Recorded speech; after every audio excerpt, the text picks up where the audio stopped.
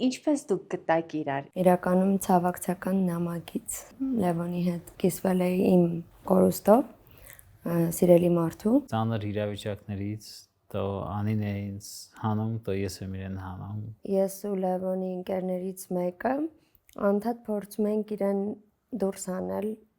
բնության մեջ։ Տարօրինակ մտքեր ուներ շախմատը չշարունակելու։ Ինձ համար դա դառել էր միսիա, որ ես պիտի իրեն համոզեմ, որ չէ, պիտի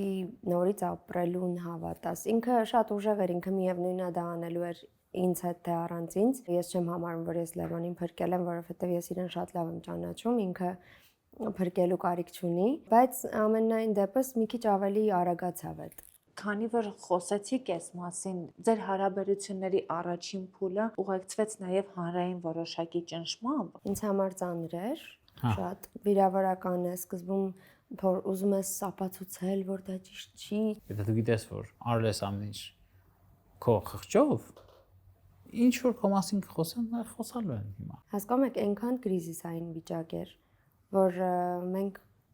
ընդհանրապես այդ ֆրոնտում չէինք շփվում։ Ձեր կյանքում երևի թե նոր ու ավելի լուսավոր շրջան սկսվեց Զաբելի ծնունդով։ Երջանկացրեց մեզ ինչ որ դժվար պահերի այդ ճանապարհը, ոնց որ ինքը մի ձևի այդ փուլը եզրափակեց։ Դուստրի նկատմամբ շատ ավելի զգուշաբար պետք է վերաբերվես։ Ես միշտ սովոր եմ եղել, երբ ես փոքր էի, միշտ չէ, պետք է հաջողության հասնես, sense չի լինի։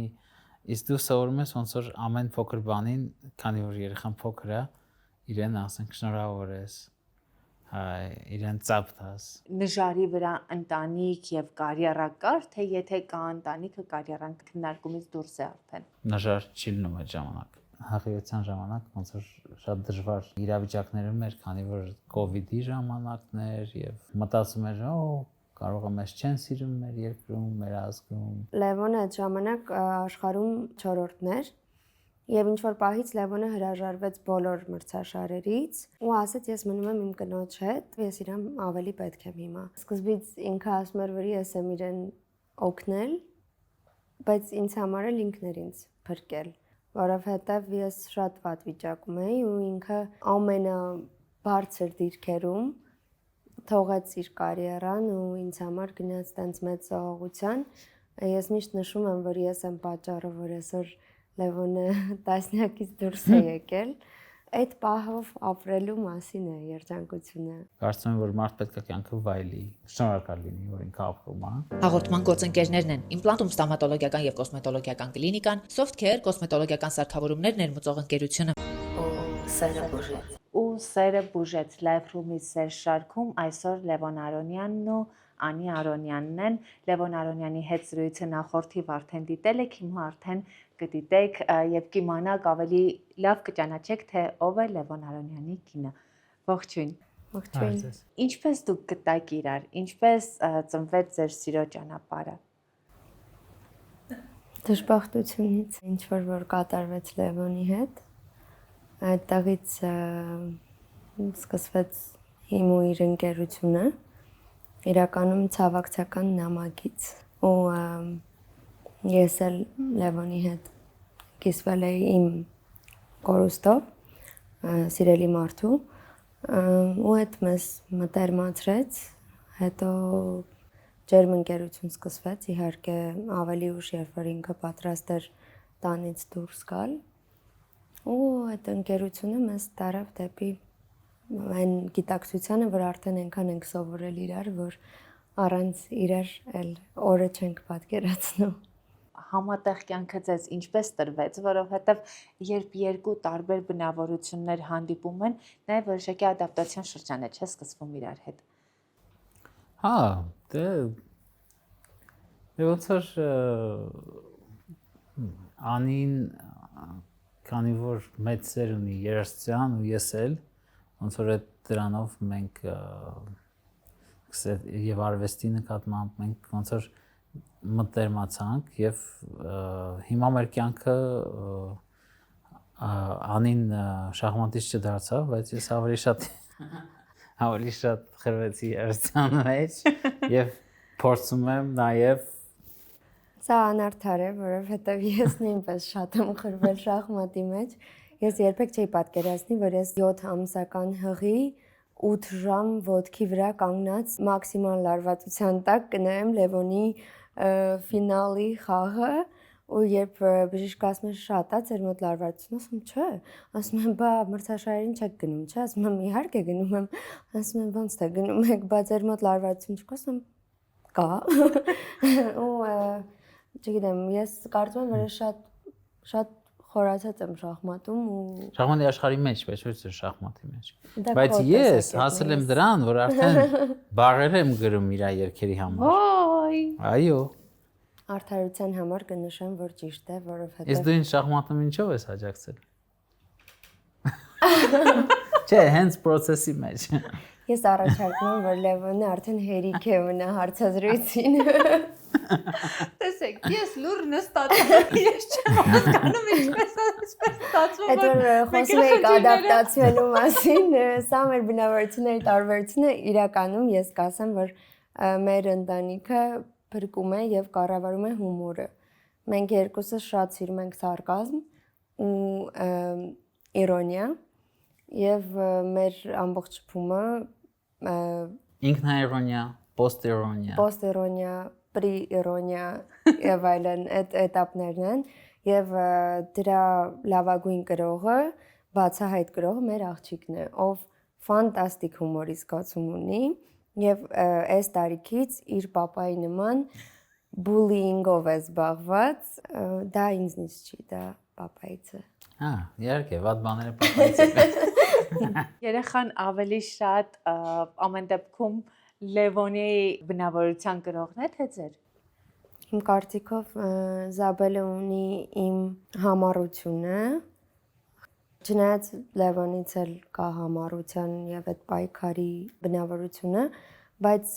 ռոմանտիզմով ինձ է ավելի նման, իսկ կատակասիրությամբ ու արկածախնդրությամբ Լևոնին։ Լևոն, դուք հասցնում եք երեխայի հետ շատ ժամանակ անցկացնել, թե ամեն դեպքում Զաբելի դաստիարակության հարցում մեծ մասամբ զբաղվածությունը եւ պատասխանատվությունը Անիի վրա է։ Ամենամեծ պատասխանատվությունը երիտասարդների ծնողների վրա է։ Ոչ ես եմ շատ հասցնում, ոչ Անին։ Փորձում ենք, բայց կարելի ասել այդ դժվար ճանապարհը Զաբելի հետ ու սովորելը Զաբելի հետ շփվելը իհարկե Անի ծնողներն են տանում։ Իսկ կարոտ չի ձևավորվում երեխայի հանդեպ։ Իհարկե, շատ մեծ կարոտ։ Չէ, դա տենց երբ որ ասում եմ դա, երբ որ մենք Երևանում ենք, իհարկե մեր օրը տենց են կարգավորում, որ իր հետ լինենք,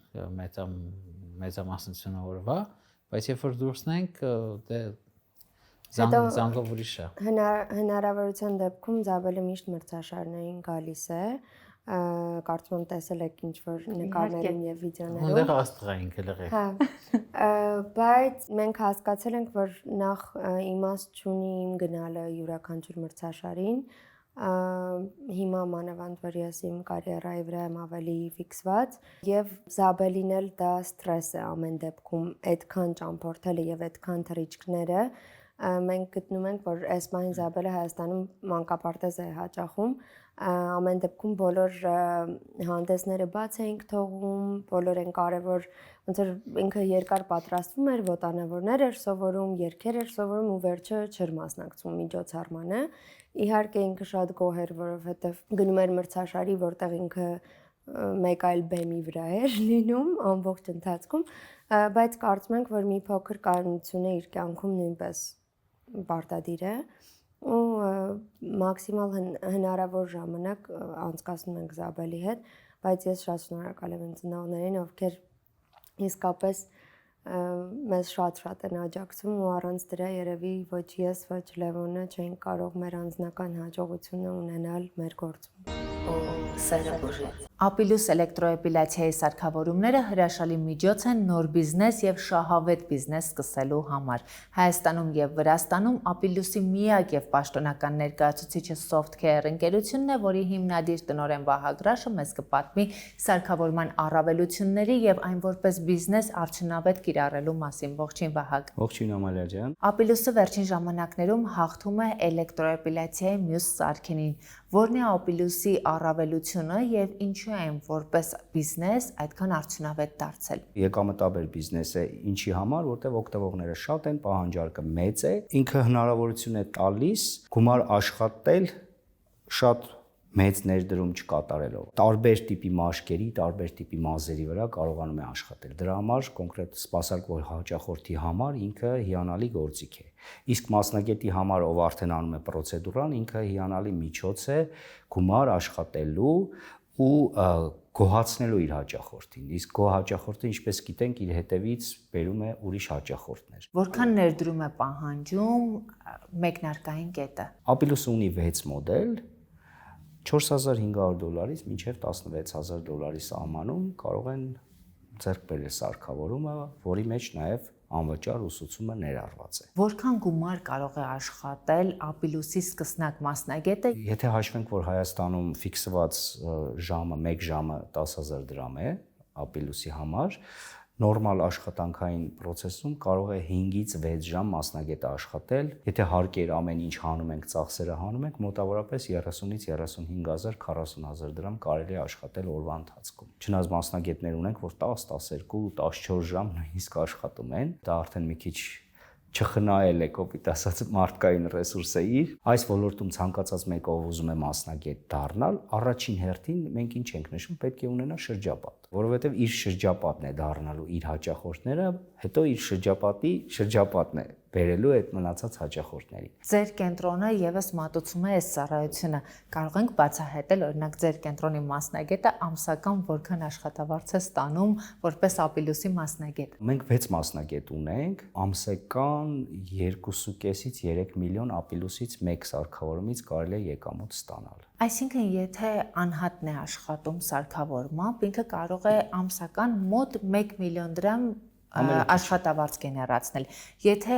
սարքավորումը ձեռք է բերում ընկերությունը, որը կարող է հերթափոխով աշխատակիցներ ապահովել, եկամտաբերությունը կարող է հասնել նույնիսկ 3 միլիոնի։ Լավ աշխատելու դեպքում այո։ Մազահեռացման բիզնեսը ի դեպ մեզ համար էլ, մեր ընտանիքի համար էլ շատ եկամտաբեր ու շահութաբեր բիզնես էր։ Մոտ 10 տարի առաջ կնոջս հետ մենք մեկ սարքավորում գնեցինք։ Սկզբնական շրջանում գեղեցկության սրահում վարձակալել ենք մեկ փոքրիկ սենյակ, ու այդ սենյակի եկամուտի հաշվին բացվեցին տարբեր գեղեցկության սրահների ներսում էլի կենտրոններ, դրանից հետո այդ ամեն ինչը միավորվեց ու ստեղծվեց մեր կլինիկան։ Զուգահեռ սկսվեց խանութի բիզնեսը, սարքավորումների ներմուծումը։ Ունենք նաև այդպիսի հաճախորդներ, ովքեր հիմա մեծ բիզնեսներ ունեն հենց մեկ սարքավորումից սկսած։ Եկել են ամուսնու հետ տաքսիով մեզ մոտ սարքավորում են տարել, հիմա համ ամուսինը մեծ բիզնես ունի, համ կինը։ Ապիլուսի համար գործում է նաև ֆինանսական սուբսիդավորում։ Ինչ է սա նշանակում։ Քանի որ Ապիլուսի մոդելներ ունենք, որոնք բժշկական են համարվում, կարողանում են սուբսիդավորմամբ լիզինգի միջոցով ձեռք բերել սարքավորումը շատ ցածր տոկոսադրույքով, 5-ից 6% տոկոսադրույքով, բայց միայն բժշկական հաստատություններին։ Ապիլուսը հնարավորություն տալիս է մարդկանց զրոյից մասնագիտություն սովորելու, թե պետք է որոշակի մասնագիտական բազա ունենալ Ապիլուսով զբաղվելու համար։ Իհարկե, եթե բժշկական կրթություն կամ մազահեռացման ոլորտում փորձ ունի հաճախորդը, բնականաբար իր համար ավելի հեշտ կլինի Ապիլուսով աշխատելը, բայց մենք զրոյից կարողանում ենք պատրաստել մասնագետին։ Ինչ երաշխիք ունի մարդը, որ Ապիլուսի ոլորտում տեղի չի ունենա նույն դեմփինգը, ինչ տեղի ունեցավ Ալեքսանդրիտային սարքերի շուկայում։ Այս դեպքում մենք ունենք մի հետաքրքիր պայմանագիր հաճախորդների համար, ֆիքսված գնով պետք է աշխատեն, խելամիտ կին է, որը համ հաճախորդին է, սպասարկվողին է ձեռնտու, համ մասնագետին։ Որովհետև օրինակ հիմա ունենք 10,000 դրամ, մեկը կարող է վերցնի, դնել մյուսի կողքը, աշխատել 9,000-ով, հետո մյուսը 8-ով, մյուսը 7-ով, մյուսը 6-ով։ Իրականում դա ոչ ոքի ձեռնտու չի լինելու, բիզնեսները հերթով փակվելու են,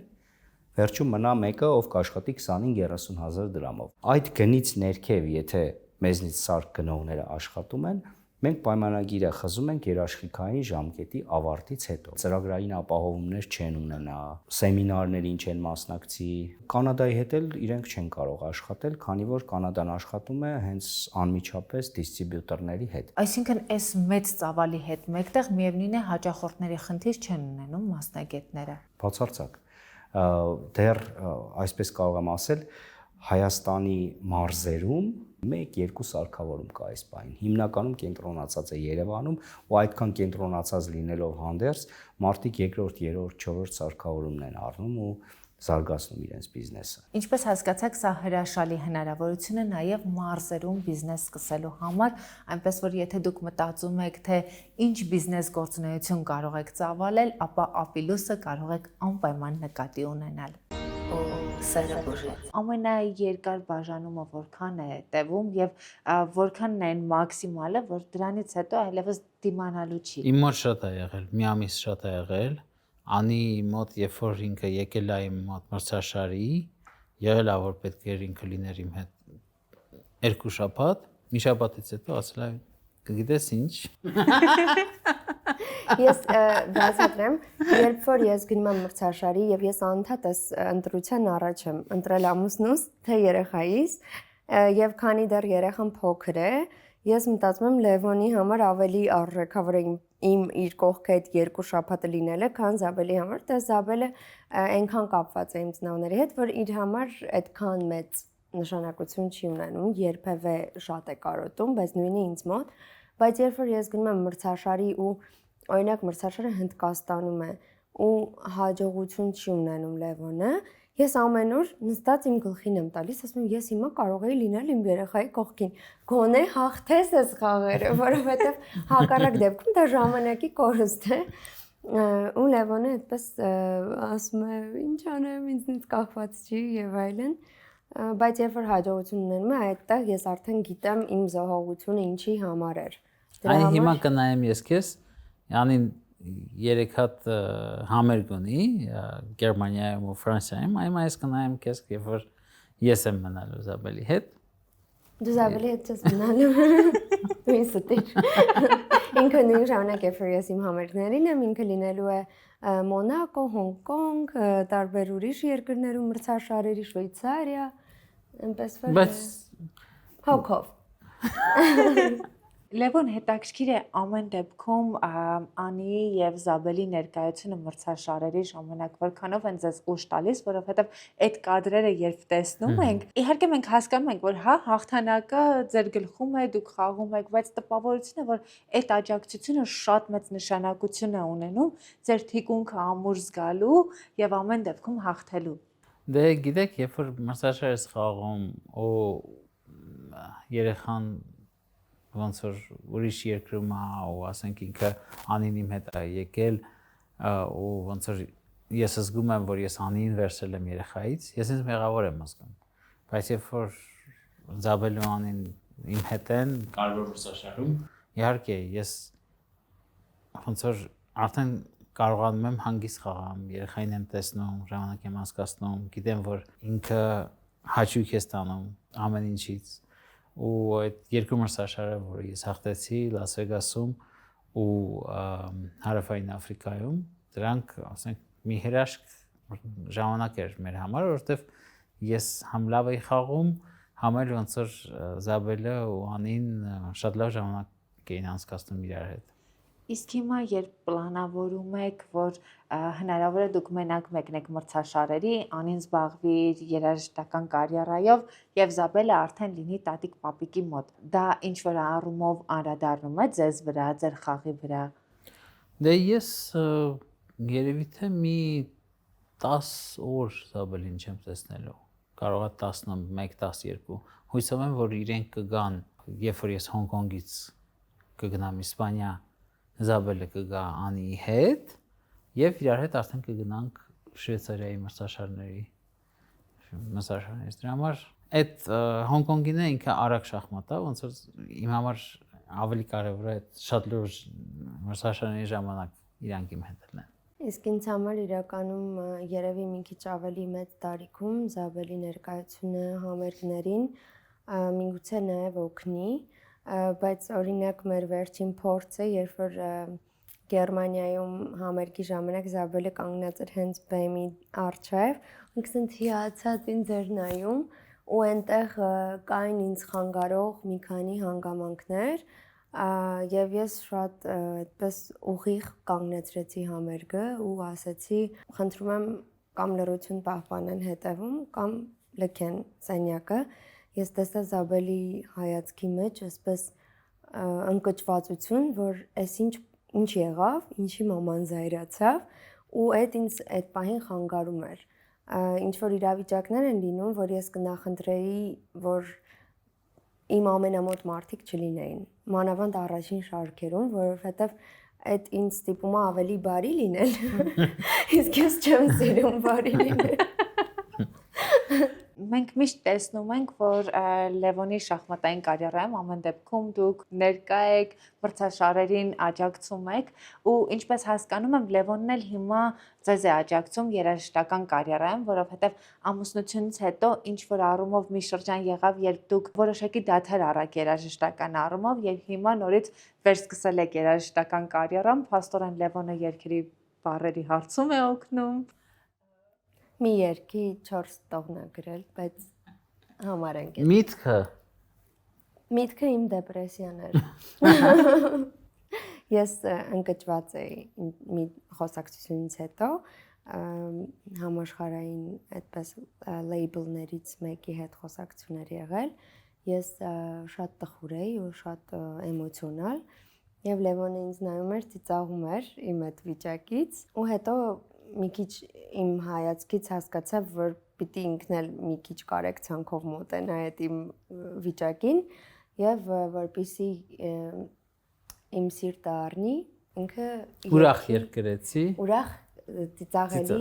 երգ գրեց։ Շատ հետաքրքիր է, ինչպես է Լևոն Արոնյանը երգ գրում, կասեք այդ 4 տողը ինչպեսին է։ Չէ։ Սա նոր երգն է, որի տեսահոլովակը նկարահանվում է։ Դա երկրորդ ալբոմում է լինելու ու չեմ կարող ցավոք սրտի ասել միտքը, որովհետև մի անգամից ակնհայտ կլինի, բայց շատ համով բառեր էր գրել ու շատ շնորհակալ եմ, որովհետև ինձ շատ դուր եկավ։ Ու այդ Բոլորին դուր եկավ, չէ՞։ Բոլորին դուր եկավ ու իրականում դա մեր ընտանիքի երևի ապրելակերպն է, վերցնել ինչ որ տխրությունը, սարքել հումորային մի բան ու թեթև մոտենալ դրան։ Բայց միշտ հաջողվում է այդպիսի մոտեցում ցուցաբերել, Փորձում ենք։ որովհետև այլընտրանք չկա։ Հա, երևի թե։ Այլընտրանքը նստել, լացելն ու տառապելն է։ Դա էլ մեր ամենաչսիրած զբաղմունքն է։ Մենք ես ու Լևոնը այդ հարցում շատ նման ենք իրար։ Մենք չենք սիրում ինքներս մեզ խղճալ կամ մեզ դնել այդ տրագիկ կերպարում ու սիրահարվել այդ կերպարին։ Իմիջիայլոց արտիստներին շատ բնորոշ բան է։ Շատ ավելի էմոցիոնալ են։ Ես նույնպես ու Լևոնից սովորել եմ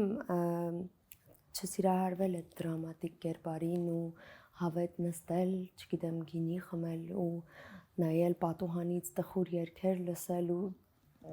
մեկ-երկու օր դա շատ հաճելի զգացողություն է, բայց որ դու մտնում ես այդ կերպարի մեջ ու սիրահարվում ես այդ տխուր ու մելանխոլիկ վիճակին ու երբեք էլ չես ուզում դուրս գալ, չես ուզում մարդկանց հետ շփվել, չես ուզում կյանքը արդեն գունավոր տեսնել, դա իրականում դժբախտություն է։ Երբեմն մարդիկ չեն էլ նկատում, բայց իրականում ասելով, որ ուզում են հաղթահարել դա, շատերը չեն ուզում հաղթահարել դա, որովհետև շատ հարմարավետ են իրենց զգում հենց այդ կերպարի մեջ։ Բայց հետաքրքիր է, դուք ժամանակին այդ դրամատիկ կերպարն եք, Լևոնի ազդեցությամբ փոխվեցիք։ Հա, ես շատ դրամատիկ եմ, բայց հիմա էլ եմ դրամատիկ։ Որովհետև եթե ասեմ, որ դրամատիկ չեմ ու փոխվել եմ, Լևոնը մի անգամից դες կասի, որ դա ճիշտ չի։ Ես դրամատիկ եմ, չեմ կարող չլինել դրամատիկ, ամեն դեպքում արտիստ եմ, բայց Լևոնը մեկ-մեկ իր հումորային մեջբերումներով ինձ սենց ստոպ է անում։ Օրինակ ես ինչ որ լուրջ դեմքով դրամատիկ բաներ եմ խոսում, ու Լևոնը այսպես ժպիտով նայում է իմ վրա, ինչ որ շատ սուր բան է ասում հումորային, ու ես չեմ կարողանում զսպել իմ ծիծաղը, ու սկսում եմ ծիծաղել, ու այդ ամբողջ իմ դրամատիկ կերպարը քանդվում է տեղում։ Լևոն ինչպես անին գրավեց ձեզ, որ հատկանիշներով գրավեց ձեզ։ Դրամատիկ լինելով։ Դա ինքը հետաքրիր մարդ է, մարդը որը խորն է, որը սիրում է մտածել, սովորել, հասկանալ։ Ես այդ բաները սիրում եմ։ Տենց չի որ տեսքին եմ խափնովել, չէ։ Տեսնելն է շատ լավ։ Վստահաբար։ Օ, սերը բուժի։ Անի, ես Լևոնին արդեն տվել եմ, կխնդրեմ սա էլ փոխանցի ձեզ նվեր քարտը իմ գործընկեր իմպլանտում ստոմատոլոգիական եւ կոսմետոլոգիական կլինիկայի կողմից։ Իմպլանտումը Հայաստանում առաջատար կենտրոն է, ստոմատոլոգիայի հիմնադիրը Հայաստանի գլխավոր ստոմատոլոգն է, կոսմետոլոգիական կլինիկան զարգացնում է Ելենա Ադամյանը, որը բժիշկ է, պարբերաբար վերապատրաստվում է արտերկրում, այնպես որ ձեր գեղեցկությունը եւ ձեր առողջությունը կարող եք վստահել իրենց։ Շնորհակալ եմ։ Սիրով։ Օ, սերը բուժի։ Ատամնաշարի ուղղման նորարարական միջոցն արդեն Հայաստանում է, ու սա ինձ շատ է հետաքրքրում, քանի որ մի ամբողջ կյանք վախեցել եմ բրեկետներից, բայց այս տարբերակից օգտվելու եմ։ Հիմա եւ ինձ համար կոնսուլտացիա ենք անելու եւ ձեզ համար կարեւոր հարցերի պատասխաններ ենք ստանալու իմպլանտումի հիմնադիր Հայաստանի գլխավոր ստոմատոլոգ Դավիթ Մաթեոսյանից։ Ողջույն Դավիթ։ Ողջույն Ամալիա։ Էլայներները ատամնաշարի ուղղման նորարարական մեթոդ են, որը նաև պակաս տրավմատիկ է։ Ինչ առավելություններ ունի ատամնաշարի ուղղման այս տարբերակը։ Էլայներները հնարավորություն են տալիս ատամնաշարը ուղղել թափանցիկ կապաների միջոցով։ Մենք խուսափում ենք բրեկետների կրումից, որը որ ինչպես գիտենք, շատ դեպքերում էսթետիկ առումով անհարմարություն է պատճառում։ Նմանատիպ թափանցիկ կապաներ առաջարկում են մի շարք ընկերություններ, բայց այն առաջին անգամ առաջարկվել է ամերիկյան Invisalign ընկերության կողմից եւ լավագույն հնարավորությունը եւ պլանները եւ արդյունքը հնարավոր է ստանալ Invisalign էլայներների միջոցով, որը հիմա Հայաստանում, ինչպես նաեւ Մոսկվայում էքսկլյուզիվ ներկայացում են մեր կլինիկաների ցանցում։ Ինչով է պայմանավորված էքսկլյուզիվ համագործակցությունը։ Քանի որ մենք ունենք կլինիկա Ամերիկայի Միացյալ Նահանգներում, իրենց հետ սկսված համագործակցությունը հետագայում մենք կարողացանք տարածել մեր ամբողջ ցանցի վրա եւ այս պահին կարողանում ենք ներկայացնել եւ Հայաստանում եւ Ռուսաստանի Դաշնությունում։ Արգելքների պատճառով Invisalign-ը չի համագործակցում այնտեղի կլինիկաների հետ, բայց հաշվի առնելով, որ մենք ունենք իրենց հետ էքսկլյուզիվ պայմանավորվածություն, մեր Մոսկվայի կլինիկայում հնարավոր է տեղադրել օրիգինալ Invisalign։ Եթե ես չեմ սխալվում, էլայներները ունեն որոշակի առանձնահատկություններ եւ կան դեպքեր, երբ ամեն դեպքում ծնոտի ուղղումը, ատամնաշարի ուղղումը հնարավոր է միայն բրեկետների միջոցով։ Ինչ փուլեր է անցնում պացիենտը հասկանալու ինքը կարող է էլայներների միջոցով իրականացնել իր ատամների բուժումը, թե ոչ։ Այո, իրականում դա շատ կարևոր է, որովհետև ատամնաշարի ուղղումը թափանցիկ կապաներով հնարավոր է, բայց շատ կարևոր է, թե ինչպես է պլանավորվում այդ ուղղման process-ը։ Մի շարք ընկերություններ կան կամ դեպքեր կան, որ հենց իրենք կլինիկաներն են ուղղակի պատրաստում էլայներներ, որտեղ որ ճիշտ չի հաշվարկվում բուժման պլանը եւ որի արդյունքում որ ունենում ենք խնդիրներ։ Այ հենց այստեղ է կարևորությունը, որ օրինակ Invisalign ընկերությունը հաշվի առնելով իրենց երկար տարիների փորձը եւ իրենց բարձրակարգ մասնագետները, որոնց հետ մենք որ համագործակցում ենք մինչեւ բուժման պլանի կազմումը, կարելի է ասել բարդագույն դեպքերը հնարավորություն է տալիս ուղղել հենց Invisalign-ի կապաների էլայներների միջոցով։ Թափանցիկ կապաններով բուժումը շատ ավելի հարմարավետ է, նաև շատ ավելի թանկ է։ Էլայներներով բուժումը կարող է որոշ դեպքերում այո բրեկետներից թանկ լինել, բայց ինչ որտեղ նաև հնարավոր է դեպքեր կարող լինել, երբ որ օրինակ փոքր կորեկցիաներ են, ընդհանուր արժեքը ավելի մատչելի լինի, քան բրեկետների դեպքում, քանի որ գինը ձևավորվում է թե քանի էլայներ կօգտագործվի այդ բուժման ընթացքում։ Այսինքն, եթե անկախ ամեն ինչից բրեկետի տեղադրման արժեքը ինքը նույնն է, այս դեպքում կախված դեպքից հնարավոր է, որ արժեքը լինի ավելի ցածր։ Պացիենտը ի սկզբանե իմանում է իրեն քանի էլայները պետք թե դա այսպես անակնկալ է բուժման ընթացքում։ Իհարկե, պարտադիր իմանում է, առաջին այցի ժամանակ մենք իրականացնում ենք սկանավորում, նշված սկանավորված ծնոտը եւ ռենտգենները, պացիենտի նկարները ուղարկվում են Invisalign ընկերություն, որտեղ որ տվյալ դեպքի համար ստեղծվում է բուժման պլան եւ ուղարկում են մեզ բուժման պլանը, որը որ մենք պրեզենտացիա ենք անում, ինքը տեսնում է իր աչքով, թե ինչ արդյունք է լինելու բուժման վերջում, այսինքն հատուկ ծրագրի միջոցով մենք կարողանում ենք ցույց տանք ատամների ուղղման process-ը, ցույց է տրվում, թե քանի կապա պետք է aligner պետք է օգտագործվի արդյունքը ստանալու համար եւ այդ պահին արդեն կարողանում ենք նաեւ բուժման արժեք հասել։ Իսկ հնարավոր է վերջնարդյունքը տարբերվի այն արդյունքից, որը իրեն ի սկզբանե ցույց էիք տվել։ Վերջնարդյունքը չի կարող տարբերվի այն արդյունքից, որ մենք նախապես պրեզենտացիա ենք արել պացիենտի համար, բայց իհարկե շատ մեծ նշանակություն ունի նաև պացիենտի ճիշտ համագործակցությունը, որտեղ aligner-ները աշխատում են այն ժամանակ, երբ որ պացիենտը կրում է։ Եթե պացիենտը ճիշտ չի հետևում կրելու ժամանակացույցին, չի դնում aligner-ները, արդյունքը կարող է երկարել կամ արդյունքը կարող է ընդհանրապես չլինել։ Առնվազն 20-ից 22 ժամ պետք է կրի, բայց հեշտ հնարավոր է հանել, այսինքն եթե օրինակի համար ինչ որ 10-15 րոպե իրեն պետք է հանդիպում, խոսել կամ հաց ուտել, այդ ժամանակահատվածում շատ հեշտությամբ հնարավոր է հանել ու տեղադրել։ Խոսքի վրա ազդում է aligner-ը։ Aligner-ը ընդհանուր առմամբ խոսքի վրա չի ազդում, բայց սկզբի ժամանակ, երբ որ տեղադրում ենք, հնարավոր է մի քանի օր դիսկոմֆորտ լինի։ Շատ լավ, շնորհակալ եմ։ Շատ սիրելի մարդիկ նաև իմ օրինակով կարող եք հետևել, թե ինչ արդյունք է տալիս Invisalign-ը։ Հենց հիմա ես ատամների բուժման process-ը եմ անցնում, որից հետո արդեն կկրեմ թափանցիկ կապանները եւ հուսով եմ, որ կհարմարվեմ։ Իսկ իմպլանտումի եւ Դավիթ Մաթևոսյանի տվյալները կթողնեմ հաղորդման նկարագրության բաժնում։ Իմ սեր շարքի խորագիրը ու սերը բուժեց, սա ես շատ ավելի առօրեական հարցերի մեջ եմ դրել, այսինքն ձեր պարագայում կար ցավ, որից հետո միավորվեցիք, բայց առհասարակ սերը բուժում է մեզ բոլոր հարցերում, հա, ուղղակի օգնում է կյանքը շատ ավելի գեղեցիկ ու շատ ավելի վառ գույներով ապրել ու դրանով իսկ բուժում է մեզ։ Ինչքանով ձեր ներկայությունը միմյանց կյանքում բուժեց ու սերը փոխեց ձեր կյանքը միմյանց հանդիպելուց հետո։ Դե ոնց որ ինքը տենց շարունակաբար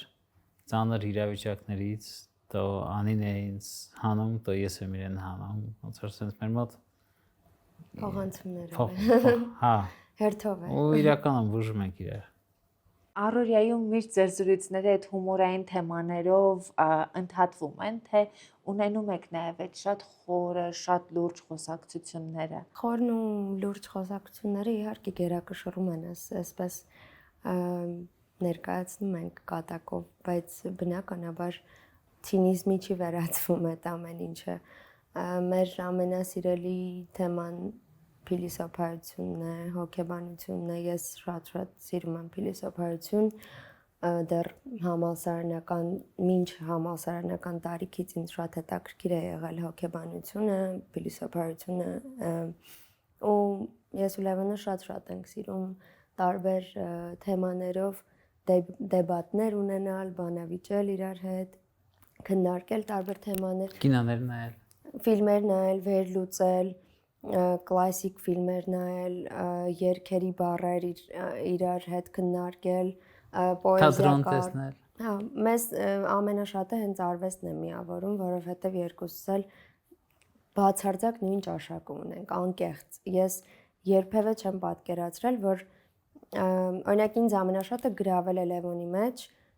իր ինտելեկտը, որովհետև ինձ համար ամենագրավիչ հատկությունը տղամարդու մեջ դա ինտելեկտն է, եւ առանց ճանաչելու Լևոնին արդեն իսկ ինքը ինձ համար շատ ինտելեկտուալ կերպար էր, բայց երբ որ ճանաչեցի, հաճելիորեն զարմացա, որովհետև ես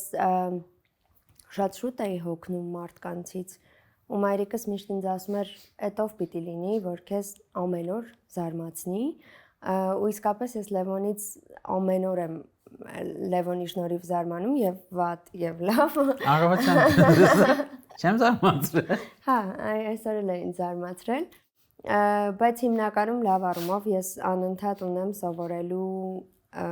բան Լևոնից եւ երաժշտության մեջ, եւ թատրոնի, եւ կինոյի տարբեր թեմաներում, եւ հուսով եմ, որ ես էլ իրեն եմ նույնը տալիս։ Հետաքրքիր է, որ հատկանիշներով եք ավելի շատ զարմացրել։ Երբ որ ես սկսում եմ հանդիպել շփվել մի մարդու հետ ու ես գիտեմ, որ ես երաժիշտ եմ, ինքը շախմատիստ, ինչ որ պահի ես հասկանում եմ, որ ինքը երաժշտության մեջ ավելի շատ գիտելիքներ ունի, քան ես,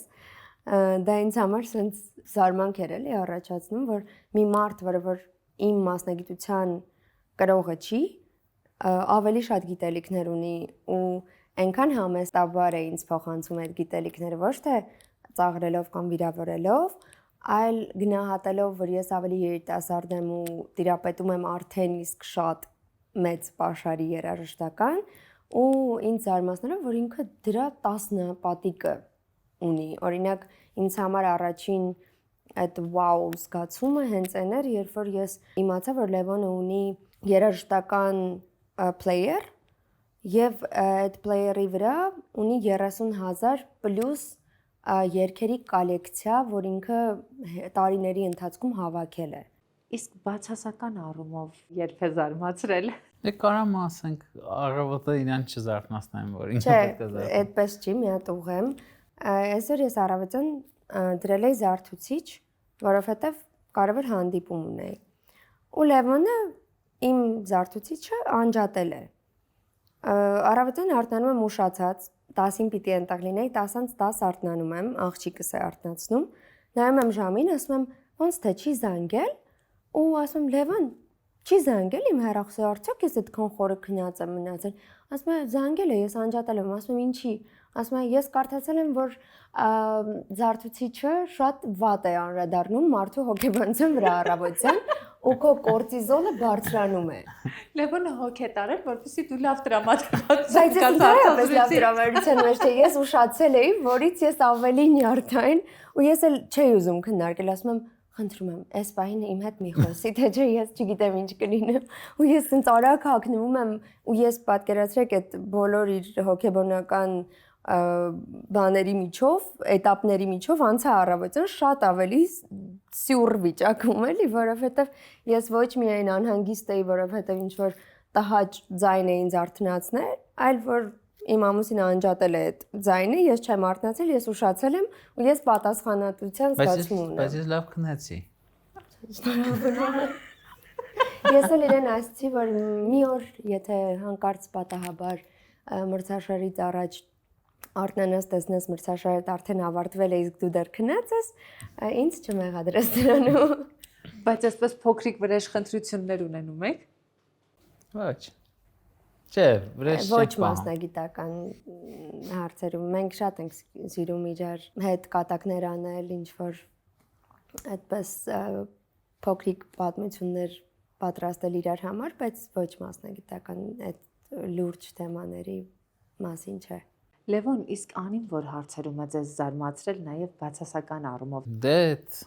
զարթուցիչի խնդիրը կա, ինքը կարող է ասենք միացնի ու առավոտվա 8-ից մինչև ժամը 10-ը ինքը ամեն 15 րոպեն դա իհարկե բացասականն է, բայց դրականով որ ինքը շատ է սիրում սովորել, չի ընկալում ինչ-որ մի բան, որ վայսենս պետք է լինի, իսկ դա համար կարևոր է, որ ինքը կարա ինձ վստահի, ասի գիտես ինչ, ես իրան ասեմ, արի այսօր այս ոնց որ կինո նայենք կամ այստեղ է գնանք, ու ինքը կարա սկզբից ասի չէ, հետո համաձայնվի իմ հետ, ու հետո ինքը բաց սրտով դա անցալի ու իր դուրը գա։ Ոնց որ շատ է չէ, մեկին ասում ես արի գնանք այստեղ, վերջում համոզում ես, բայց մեկը ինքը իր մեջ ոնց որ այդ բանը ունենում է իր մեջ, որ չէ, ես չի ուզում սա անել։ Կոնսերվատիվ չեմ։ Հա։ Ես բաց եմ իմ կարծիքը փոխելուն։ Դա շատ դրական բան է։ Երբեմն կարծիքը փոխել է գալիս է նաև կանացի խորամանկությունից։ Չէ։ Մենք իրար տենց չենք ստում։ Անին, ասենք, երբ որ ես, չգիտեմ, քաշ եմ հավաքում, որը այս պահին կա, միանգամից ինձ ասում է, կամ ինչ-որ եթե մազերս կտրած չեմ լինում։ Հասկանում եք, դա Ես էլ իր երաժշտության մասն եմ տենց։ ոչ թե չսիրելով, այլ Երբեմն սիրելով էլ պետք է նկատառումներ անել։ Ես քեզ սիրում եմ յուրաքանչյուր ձևով։ բայց ես ուզում եմ, որ դու ավելի առողջ լինես։ Նույնը ինքն է ինձ անում։ Երբ որ ես օրինակ այդ իմ առավոտյան արթնանալու խնդիրը, այդ կապված է իմ գիշերային կյանքը սիրելու հետ։ Այսինքն ինձ համար ստեղծագործական ժամը սկսվում է կեսգիշերից հետո։ Ես մինչ այդ լրիվ ուրիշ իրականությամբ եմ ապրում, ընտանիք, ամուսին, երեխա, ընկերներ եւ այլն, 12-ից հետո ինձ մոտ սկսվում է մենություն, որտեղ ես կարողանում եմ ստեղծագործել։ Ու դա կարող է ձգվել մինչև առավոտը 5-ը, որը մեր ամենամեծ տարբերությունն է, որովհետեւ Լևոնը սիրում է ապրել կոնկրետ ռեժիմով, որպես սպորտսմեն, իսկ ինձ համար դա անհնարին բան է։ Կյանքը ընկերության շրջանում եւ կյանքը ամուսնության շրջանում շատ տարբեր էր։ Ինձ թվում է չէ։ Չէ։ Մենք ընկերության շրջանում էլի կիսում էինք արվեստ, մեր բոլոր խոսակցությունները լինում էին այդ ուղղությամբ, անում էինք նույն բաները, չգիտեմ, միասին սար էինք գնացել, այդ этаպում, երբ որ մենք նոր սկսեցինք իրար հետ շփվել, ես ու Լևոնի ընկերներից մեկը անդադ փորձում ենք իրեն դուրս հանել բնության մեջ, որովհետև կարծում ենք ինձ համար դա մեծ պատասխանատվություն էր, որովհետև ինձ բախտի բերմամբ ընկել է այն պատասխանատվությունը, որ ես կարող եմ օգնել Լևոնին, որտեղ մի этап եղավ, ճիշտն ասած, Լևոնը շատ տարօրինակ մտքեր ուներ շախմատը չշարունակելու, ու երբ որ ինքը ինձ դա ասեց, ինձ համար դարձավ ինքնանպատակ, որ ես չեմ կարող թույլ տալ այս պահին լինելով իր մոտ ընկերներից մեկը, ես չեմ կարող ուղղակի որպես հայ, որպես իմ ազգի մի մասնիկ լինել այս իրավիճակում ուղղակի կողքով անցնել։ Ինձ համար դա դառել էր միսիա, որ ես պիտի իրեն համոզեմ, որ չէ, այս этаպա ու դու կանցնես ու մենք բոլորս ընկերները քո կողքն ենք ամեն ինչով, բայց դու պիտի նորից ապրելուն հավատաս։ Ինքը շատ ուժեղ էր, ինքը միևնույնն է դա անելու էր ինձ հետ թե առանց ինձ։ Ես չեմ համարում, որ ես Լևոնին փրկել եմ, որովհետև ես իրեն շատ լավ եմ ճանաչում, ինքը փրկելու կարիք չունի, բայց ամենայն դեպս մի քիչ ավելի արագացավ այդ process-ը։ Այսինքն շախմատը թողնելու մտքերը ոչ թե Հայաստանում ստեղծված իրավիճակով էր պայմանավորված, այլ անձնական։ Ոնց որ այդ համընկավ ժամանակները, բայց դե ոնց որ դե գիտեք ինչ է, մեկը որ քեզ մի բան է ասում, չէ, դու պայտակ ասես կարող է իրականում տենց է։ Երբ որ մեկը քեզ ասում է, դե դու արդեն թույլ ես, դու արդեն չես կարա, քեզ պետք չի շարունակել կամ դու Ով էր ձեզ ասել դուք արդեն թույլ եք։ դե չգիտեմ, երբ որ հանդիպում ես Դա անուններ անցած բաներ է, բայց երբ որ ասենք ինչ որ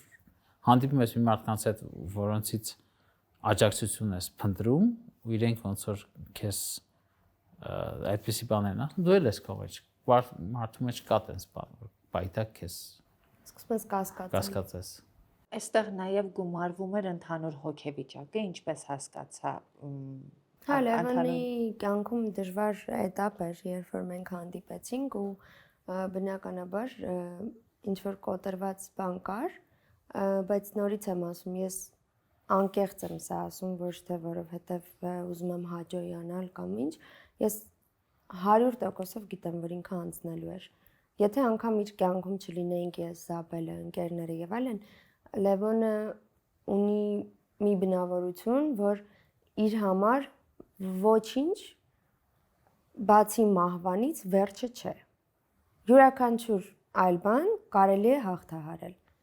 Քանի դեռ ինքը ապրում է, ինքը կարող է դա հաղթահարել։ Ու ես դա հասկացել եմ, երբ որ ինքս մեծ դեպրեսիայի մեջ էի, հղիության շրջանում, ու ես այդ ժամանակ նույն ուժը տեսել եմ Լևոնի կողմից, որը ստիպել է ինձ հաղթահարել այդ ամեն ինչը։ Քանի որ խոսեցիք այս մասին, ձեր հարաբերությունների առաջին փուլը ամեն դեպքում ուղեկցվեց նաև հանրային որոշակի ճնշմամբ։ Նման դեպքերում որևէ մեկս չեն կարող դիմացի մարդու փոխարեն որոշում կայացնել, դա բացառված է, նույնիսկ որոշել, թե դիմացի մարդը ինչպես ապրի իր կյանքը, որովհետև մենք չգիտենք, թե դիմացի մարդը, երբ որ բոլոր տեսախցիկները անջատվում են, ինչ է ապրում, ինչպես է ապրում, եւ այս պարագայում ուղղակի կողքից կարող ես լավ ասա, չես կարող ուղղակի լռիր եւ բոլոր դեպքերում պիտի այս մոտեցումը լինի։ Բայց ձեր հարաբերությունների առաջին շրջանը այդպես շատ ուժեղ հանրային ճնշման ենթարկվեց։ Ինչպես այդ շրջանը ձեզ վրա անդրադարձավ ու նաև եթե Լևոնը մինչև այս նաև որոշակի հանրային տարբեր ճնշումների փուլերով անցել էր, ձեզ համար դա նորություն էր։ Այդ շրջանը ինչպես հաղթահարեցիք։ Լևոնի օգնությամբ ինձ համար ծանր էր շատ։ Դե գիտեք, ոնց որ երբ որ դու ոչ մի բան չես արել, ու մի օր արթնանում ես ու տեսնում ես, որ բոլոր նորություններում եւ լուրերում քո լուսանկարներն են ու ինչ-որ սենսացիոն անվանմամբ, տհաճ է, վիրավորական է, սկզբում ուզում ես ապացուցել, որ դա ճիշտ չի, չգիտեմ ինչ, բայց դրա կարիքը չկա, որովհետեւ այսպիսի մի բան կա, պեսիմիստ մարդը տեսնում է, որ բաժակը կիսով դատարկ է։ Օպտիմիստ մարդը տեսնում է, որ բաժակը կիսով լիքն է։ Եթե մարդը ոնց ուզում է տեսնել տվյալ իրավիճակը, այդպես էլ տեսնելու է։ Անիմաստ է փորձել հակառակը համոզել կամ արդարանալ, մանավանդ այն դեպքում, որ դա ոչ ոքի գործը չէր ու չի։ Ու Լևոնը ինձ սովորեցրեց հենց այդպես նայել այդ ամենին, որ մենք երջանիկ ենք։ Եթե քո ներքին, եթե քո խիղճը հանգիստ է, եթե դու գիտես, որ դու ոչ մեկին ինչ որ վատություն չես արել ու արել ամեն ինչ քո խղճով, ինչ որ քո մասին խոսեն, նա խոսալու են հիմա։ Չես կարող ասենք ինչ որ մեկին նստես, փորձես ապացուցես, որովհետև մի մարդը եթե մի բանի մեջ հավատում է, եթե հավատում է, որ իր դեմինը, ասենք, եթե մեկը շիզոֆրենիկը հավատում է, որ իր դեմինը սատանան է, դու չես գալու իրան ասես, գիտես ես ինչ սատանա չեմ։ Չի լինելու։ Հետո իսկ կա, ասենք, դες հիմա որ մարդիկ կարան համոզվեն մի բանի մեջ ու դա ոնց որ շարունակեն։ Հիմա ես անին փորձում եի դա սովորացնել, որ դու եթե դու գիտես, որ դու ոչ մի վատ բան քո կյանքում չես արել, ինչ որ քո մասին գրում են, դա արդեն իրանց շիզոֆրենիկ մոտեցումն է։ Հետո գիտեք, ես համոզվեցի, որ այդ գրածները, մեկնաբանությունները եւ այլն, ես սկսեցի մտածել, որ մարդն է վատ մեկնաբանություն գրում։ Ես երբևէ ոչ մեկին առհասարակ մեկնաբանություն չեմ գրում, բայց այլուր մնաց ես ինչ որ մեկի կյանքի մասին վատ մեկնաբանություն գրեմ։ Ես հասկացա Լևոնի հետ, որ դա մաքսիմալ անգործ ու դժբախտ մարդն է։ Դժբախտ մարդուն գոնե պիտի ուրախացնի, որ մեկ ուրիշն էլ կարող է լինել դժբախտ կամ մեղավոր կամ վատը եւ այլն եւ այլն։ Իսկ այն մարդիկ, որոնք որ ուրախանում էին այդ ամեն ինչով, իրենք երբեք չէին գրում ինչ որ բան կամ գոնե ինչ որ տեղեր պաշտպանում էին, բայց մեզ շատ էին մոտենում փողոցում ու ասում էին, որ մեզ հետ են, մեզ ամեն ինչով մեր կողքին են, շնորհակալություն էին հատում, այնքան հաճելի էր, որ դրա կողքը ինձ համար այդ վատ մեկնաբանությունները, կարծիքները եւ այլն շատ շուտ այսպես ծրվեցին, մանավանդ ես ինքս իմ տեսակով շատ ուժեղ մարդ եմ ու նման թույլ բաները չեն կարող ինձ կոտրել։ Անի, հետաքրքիր է, Հայաստանում չկա մարդ, որը չի ճանաչում Լևոն Արոնյանին։ Բնականաբար դուք մինչև ձեր ծանոթությունը, մինչև ձեր շփումը արդեն ճանաչում էիք Լևոն Արոնյանին։ Ինչ մոտեցում ունեիք Լևոնի հանդեպ։ Երբևէ ձեր մտքից այլով կարող էր անցնել, որ ճանապարհը կարող է այսպեսին լինել, դուք եւ Լևոնը երեխա կունենաք։ Չէ, ես այնքան հեռու էր Լևոնի կերպարը ինձ համար, ես միշտ հպարտացել եմ։ Իմ պապիկը շատ մոլի շախմատի երկրպագու է ու միշտ հեռուստացույցով որ տեսնում էր Լևոնին, ասում էր «Բալես, ցավը տանեմ» եւ այլն ու մենք մեկ-մեկ եղբորս հետ կատակում ենք, ասում ենք մեզ պահի տակ թվում է, որ մեր պապիկը իրեն ավելի է սիրում, քան մեզ։ Ու ես հիշում եմ, երբ որ առաջին անգամ ընթրիքի ժամանակ ընտանիքիս ասեցի, որ ես շատ սիրահարվել եմ ու հանդիպում եմ մի մարդու հետ, պապաս այսպես ձգվեց, հետո ես տվեցի Լևոնի անունը, պապաս մի քիչ գույնը տեղը եկավ, որովհետև ասում էր, որ երևի այն եզակի անունն էր, որ վստահություն կար մի անգամից հեռվից հեռու, իսկ պապիկս մի անգամից սկսեց Լևոնին բարեխոսել պապայիս մոտ ու ասեց Արսեն ջան, ինքը շատ լավ տղա է, ինքը շատ լավ մարդ է, ու ես ինձ կասկածա մի թայ, ասում եմ դու ինչ գիտես, դու իրեն ճանաչում ես,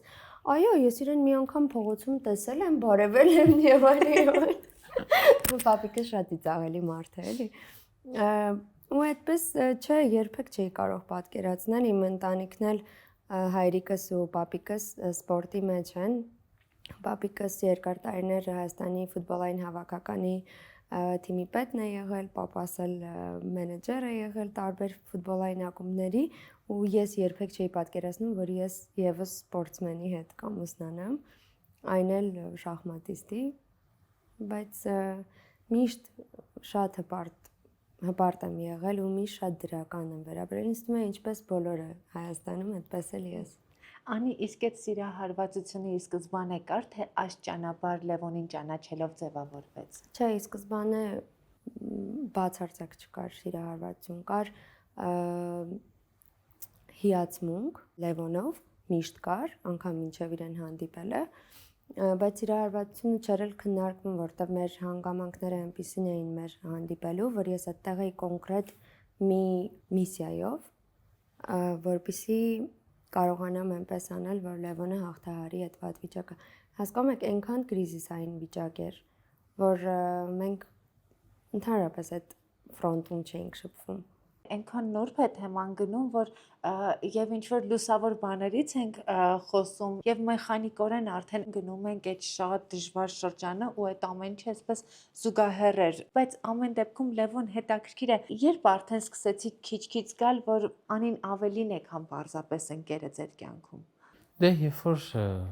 սկսեցինք իրար ավելի լավ իմանալը, շփվելը, գերանալը, հետո կյանքի մոտեցումները հասկացանք, որ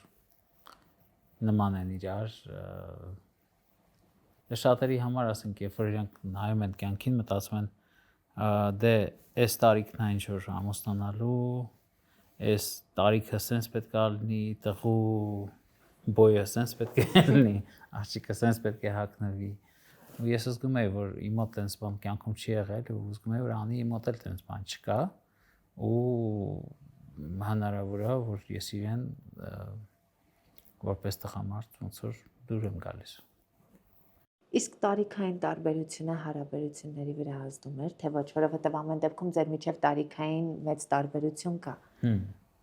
Բացարձակ։ Ինձ թվում է Լևոնը այնքան երիտասարդ է հոգով, որ ժամանակ առ ժամանակ ես եմ ինձ ավելի ծանր ու մեծ զգում։ Իսկ ձեզ մոտ ես թեթև մարդ եմ։ Ես կյանքը կարծում եմ, որ մարդ պետք է կյանքը վայելի, մարդ պետք է կյանք շնորհակալ լինի, որ ինքը ապրում է,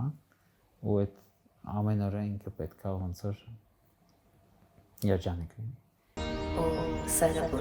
Էսթետիկ միջամտությունների ոլորտում անդադար տենդենսները փոխվում են, որովհետև սա մեզ զուգահեռ զարգացող բժշկության ճյուղ է։ Իմպլանտում էսթետիկ բժշկության կենտրոնի հիմնադիր Ելենա Ադամյանը շատ հաճախ է վերապատրաստվում արտերկրում եւ մեզ կպատմի ժամանակակից տենդենսների մասին։ Ողջույն Ելենա։ Ողջույն։ Երևի թե այն, ինչ էսթետիկ միջամտությունների ոլորտում արդի էր 3 տարի առաջ, այսօր արդեն հին է համարվում։ Ինչ փոփոխություններ ունենք այս ոլորտում։ Այո, Այո, Ամալիա ջան, եթե ուշադիր լինենք 2024 թվին եւ 2026 թիվը լրիվ այլ պատկեր է, եթե 2 տարի առաջ մարդիկ ձգտում էին ավելի արհեստական դիմագծերին, այսօր ի ուրախություն ինձ բոլորը ձգտում են ավելի բնական տեսք ունենալու, մաշկի առողջությանը, ցանկացած պրոցեդուրայի մեջ ընդգծված է բնական լինելը։ Եթե 2 տարի առաջ բոլորը ձգտում էին վերցնենք բոտուլինոթերապիայի մեջ անշարժ միմիկաները, սառը հայացքը, այսօր արդեն մարդիկ իրենք են ասում, որ այնպես լինի, որ բնական միմիկական շարժումները պահպանվեն, պարզապես կնճիռները վերանան։ Այսինքն հիմա ավելի կանխարգելիչ նպատակով ենք, իրագործում։ Նույն շրթունքների պարագայում այն մարդիկ, ովքեր որ շատ ֆիլեր ունեն ներարկած, արդեն հեռացնում են եւ ձգտում են ավելի բնական ուրվագծին։ Այսօր շատ է փոխվել շուկան, տենդենսը եւ դա նաեւ գալիս է մեր հոլիվուդյան դերասանուհիների թելադրածից, այս պայն իրենք բնական տեսք ունեն եւ անգամ կան կնճիռներ, որոնք իրենք ցույց են տալիս, բայց ավելի խնամված տեսքով են հանդես գալիս։ Ինչ նորամուծություններ կան այս ոլորտում։ Հիմա շատ տարածված է բարբի բոտոքս ասվածը, այլ անվանում ունի։ Բժշկական անվանումը դա տրապտոքս ասված է, այսինքն տրապեցիուս մկանների հատվածում բոտուլինոտոքսինի միջոցով ներարկում է կատարվում։ Ուսային հատվածի մկանները, որտեղ շատ գերլարված են լինում եւ բերում են ողնաշարային դիրքի որոշակի կծկված լինելուն, այդ ժողովրդի լեզվով ասված կուզ ասվածը, տվյալ հատվածում մկանները մի փոքր թուլացնում ենք, դա իհարկե բերում է կոմֆորտ զգացողության, այնուհետև պրոցեդուրան կատարելիս հասկացել են, որ դա նաև ուղղում է ողնաշարը եւ ավելի գեղեցիկ է դարձնում եւ ավելի նմանեցրել են բարբի այդ լանջաբացվածքին եւ ուսային հատվածին, դրա համար գալիս է անունը այդտեղից, բարբի բոտոքս։ Մի կարևոր հստակեցում ողնաշարից որևէ ներարկում չի արվում, չէ՞, պարզապես արդյունքը ողնաշարի ուղղվածությունն է լինում։ Միանշանակ այո, կատարվում է միայն մկաններում եւ ուզում եմ այստեղ հավելել, որ շատերը ռիսկային վերցնում են կետերը եւ ներարկում են, չլինելով տվյալ մասնագետը, բայց ինչպես գիտեք, մենք հավատարիմ ենք մեր սկզբունքին եւ մեզ համար շատ կարեւոր է նաեւ բուժառուի առողջությունը։ Նման պրոցեդուրաները մեր կլինիկայում կատարում է մեր նյարդաբանը։ Մենք շատ կարեւորում ենք, որ ամեն պրոցեդուրան պետք է կատարի իր մասնագետը եւ ես լինելով հիմնադիր տնօրենը, ունենալով 2 բարձրագույն կրթություն, ինքս ինձ թույլ չեմ տալիս մտնել այնպիսի մասնագիտական դաշտ, որը իմը չէ։ Ես հարգում եմ իմ գոլեգային եւ թույլ եմ տալիս, որպեսզի ինքը աշխատի տվյալ ոլորտում։ Եվ քանի որ ավելի տարածված է, որ էսթետիկ բժշկական կենտրոնները միայն զբաղվում են գեղեցկությամբ եւ երիտասարդությամբ, ես ուզում եմ հավելել, որ մեզ համար հատկապես շատ կարեւոր է առողջ լինելը, քանի որ էսթետիկ գեղեցկությունը առաջին հերթին սկսվում է առողջ օրգանիզմից։ Հետևաբար մենք ներառել ենք այնպիսի մասնագետների, ովքեր հենց զբաղվում են ներսի առողջությամբ, որն էլ արտացոլվում է իհարկե արտաքինով։ Ելենա, ստացվում է, որ մենք մի ամբողջ մանկություն անցանք մեջքդ ուղիղ արտահայտությամբ եւ հիմա դա կարելի է շտկել ուղակի մի փոքր ներարկմամբ։ Այո, կարելի է։ Սա հիմնականում այնպիսի խնդիր է, որը մասնագիտությունից ելնելով կարելի է ձեռք բերել։ Այն մասնագետները, ովքեր ունեն հարկադրական դիրք, IT ոլորտի մասնագետները, ովքեր անընդհատ նույն դիրքով նստած գլուխը կախ աշխատանք են իրականացնում։ Ինչու՞ չէ նաև մենք, ատամնաբուժերը, կան մասնագետներ, ովքեր չեն կարողանում գնալ երկարատև մերսումների, որոշակի բուժումների, այդ ժամանակը չեն ունենում։ Դրա համար է շատ կարևոր նյարդաբանի ներգրավվածություն այս պրոցեդուրայի մեջ, որովհետև ինքը կարող է որոշել այդ պրոցեդուրան ավելի հարմար է տվյալ մասնագետին, թե ուղղակի պետք է կատարել օրինակ ֆիզիոթերապևտիկ կամ մերսումային լուծումներ։ Պրոցեդուրայի բուժառուները տարիքային սահմանափակում ունեն։ Տարիքային սահմանափակում չկա, գիտեք, քանի որ մեր օրենսդրությամբ 18 տարեկանից սկսած անձիկ կարող են դիմել տվյալ պրոցեդուրան կատարելուն, ապա եթե կա խնդիրը, կարող են ինչու հանգիստ դիմել, որովհետև այս խնդրով զբաղվում է բժիշկը։ Ուսագոտիների այս պրոցեդուրայի թիրախում միայն կանայք են, թե տղամարդիկ էլ կարող են իրականացնել բարբի բոտոքս կոչվածը։ Իհարկե կարող են դիմել նաև տղամարդիկ եւ այս պարագայում։ Բայց անունը կմոռանաք։ Այո, մենք կարող ենք ասել տրապտոքս։ Ելենայի ինստագրամյան էջն ու իմպլանտումի տվյալները կթողնեմ հաղորդման նկարագրության բաժնում։ Ձեր կյանքում երևի թե նոր ու ավելի լուսավոր շրջան սկսվեց Զաբելի ծնունդով։ Ինչպես Զաբելի ծնունդը ազդեց ձեր հարաբերությունների եւ կյանքի վրա։ Դե իհարկե շատ փոխեց, երջանկացրեց մեզ, ինչ որ դժվար պահերի այդ ճանապարհը, ոնց որ ինքը մի ձևի այդ փուլը եզրափակեց, ու մենք տեսանք, որ այս ամենի համար արժե ինչ որ տանջանքներ անցնել, դժվար տարիներ անցնել, էլի այդ անին հղիության ժամանակ ոնց որ շատ դժվար իրավիճակներում էր, քանի որ COVID-ի ժամանակներ եւ մտածում էր, կարող է մեզ չեն սիրում մեր երկրում, մեր ազգում, տենց բաներ կար էլի, ու դա դժվար է հղի մարդուն, երբ որ ինքը հորմոնային փոփոխություններ է ունենում, իհարկե։ Եվ առանց այն էլ դրամատիկ է։ Եվ հա, իհարկե, դա ինքը իր փոփոխությունը ամեն վարքյան իր հետ շատ փոխեց մեզ։ Ու Զաբելը ինձ թվում է մեզ ամենաշատը սովորեցրել է տվյալ օրով ապրել, ամեն պահը վայելել, որովհետև երբ որ ունենում ես երեխա, ավելի ես սկսում նկատել ամեն մանրուքը, այս բառը ասեց, այս շարժումը արեց, այդպես ինքնուրույն քայլեց, ինքնուրույն նստեց, չգիտեմ, կերավ, ինչ որ ամեն մանրուքը, ամեն դետալը, ու սկսում ես օրը ավելի երկար է տևում, դու օրը ավելի լիքն ես տեսնում, մենակ աշխատանքի մեջ չես, մենակ, չգիտեմ, միասին չեք վայելում, ճամփորդում կամ աշխատում, այլ ասենց փոքրանում է ժամանակը րոպեների մեջ ու սկսում ես ամեն րոպեն ասենց հիացած նայել քո երեխային ու մտածել, որ եթե անգամ հենց այս պահին քո կյանքը ավարտվի, դու թողել ես, դու ստեղծել ես ասենց մի հատ կախարդական երևույթ, որ ինքը ապրելու է։ Երեխաների հետ աշխարհը կարծես այլ դիտանկյունից սկսենք ճանաչել, որովհետև թվում է, թե մենք ենք երեխաներին շատ բան սովորեցնում, բայց երեխաները մեզ շատ բան են սովորեցնում, որովհետև իրենք կարող են նույն երևույթին, որը դու ամեն օր տեսել ես, մի այնպիսի գնահատական տան, մի այնպիսի դիտանկյունից մեկնաբանեն այդ երևույթը, որ հասկանաս, որ այսքան տարի քո մտքով չէր անցել այդ կողմից նայել հարցին։ Զաբելը ձեզ ինչ սովորեցրեց։ Հա, իր հումորը, իր բանաստեղծությունները, ինքը ոնց որ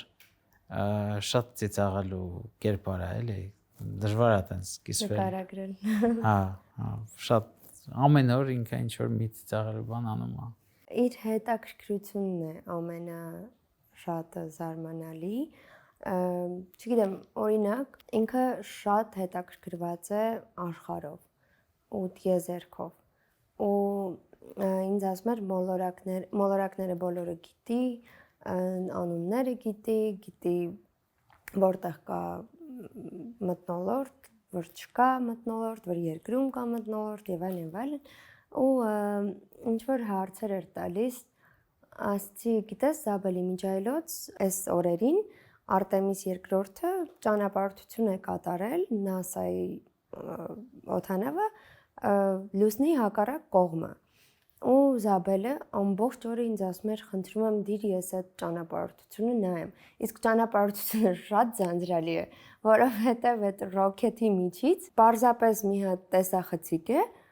մութ տիեզերքի կադրն է երևում։ Զաբելը ինչա թե ես իրեն բացատրել էի, որ դեռ իրենք այնտեղ են, ինքը ունի կախարդական փերի, ինչպես բոլոր երեխաները, չէ՞։ Եվ ամեն երեկո խնդրում էր իր փերին, որ Արտեմիս II-ը ապահով վերադառնա երկիր մոլորակ։ Ու ամբողջ օրը նստած այդ վիդեոներն նայում, որ հանկարծ իրենց հետ պատվան չպատահի։ Չգիտեմ, շատ զարմանալի է ինձ համար։ Ինքը ավելի խորը բաներով հետաքրքրվում, քան ինձ թվում է 3 տարեկան հա։ Լևոն, իսկ որ ինչ որ մի բան հենց Զաբելից սովորեցիք կամ գուցե կյանքի նոր մոտեցում, որ հենց երեխայի հետ սովորեցիք, որն է դա։ Դե իհարկե, ասենք իրան հասկանալը, որ իր հետ պետքա ժամանակ անցկացնես, իր հետ ավելի ուշադիր պետք է լինես, ավելի շատ ոգևորիչ պետք է լինես։ Ես միշտ սովոր եմ եղել, ասենք մեր մոտ տանը, երբ ես փոքր էի, միշտ ավելի սենց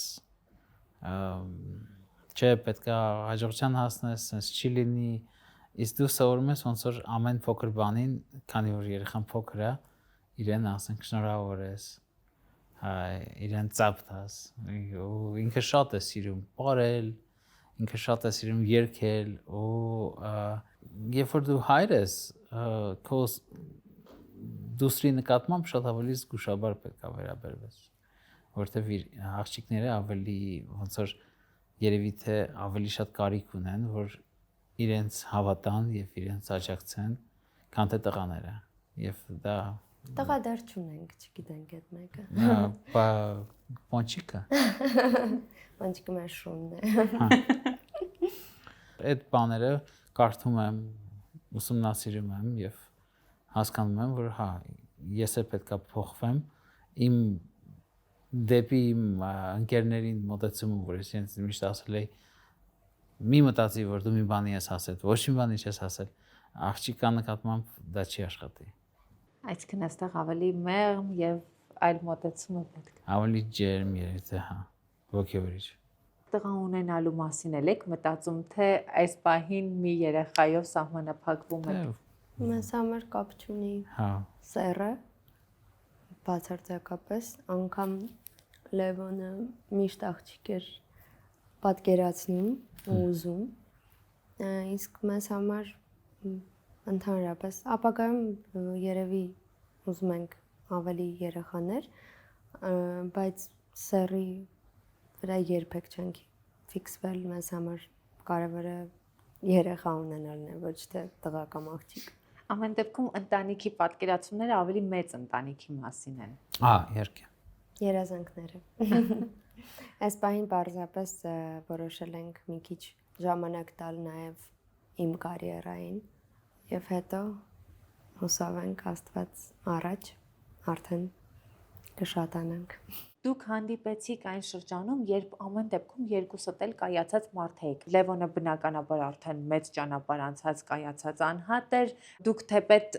երիտասարդ եք ավելի, բայց ամեն դեպքում որպես մարդ ձևավորված տեսակ եք, այսինքն հեղեղուկ տեսակ չէր, որը նոր-նոր պիտի ձևավորվեր որպես անհատ։ Երկու կայացած անհատների հանդիպումը ավելի շատ բախումներ է ստեղծում, թե ավելի շատ խաղաղություն է ստեղծում։ Ինձ թվում է խաղաղություն,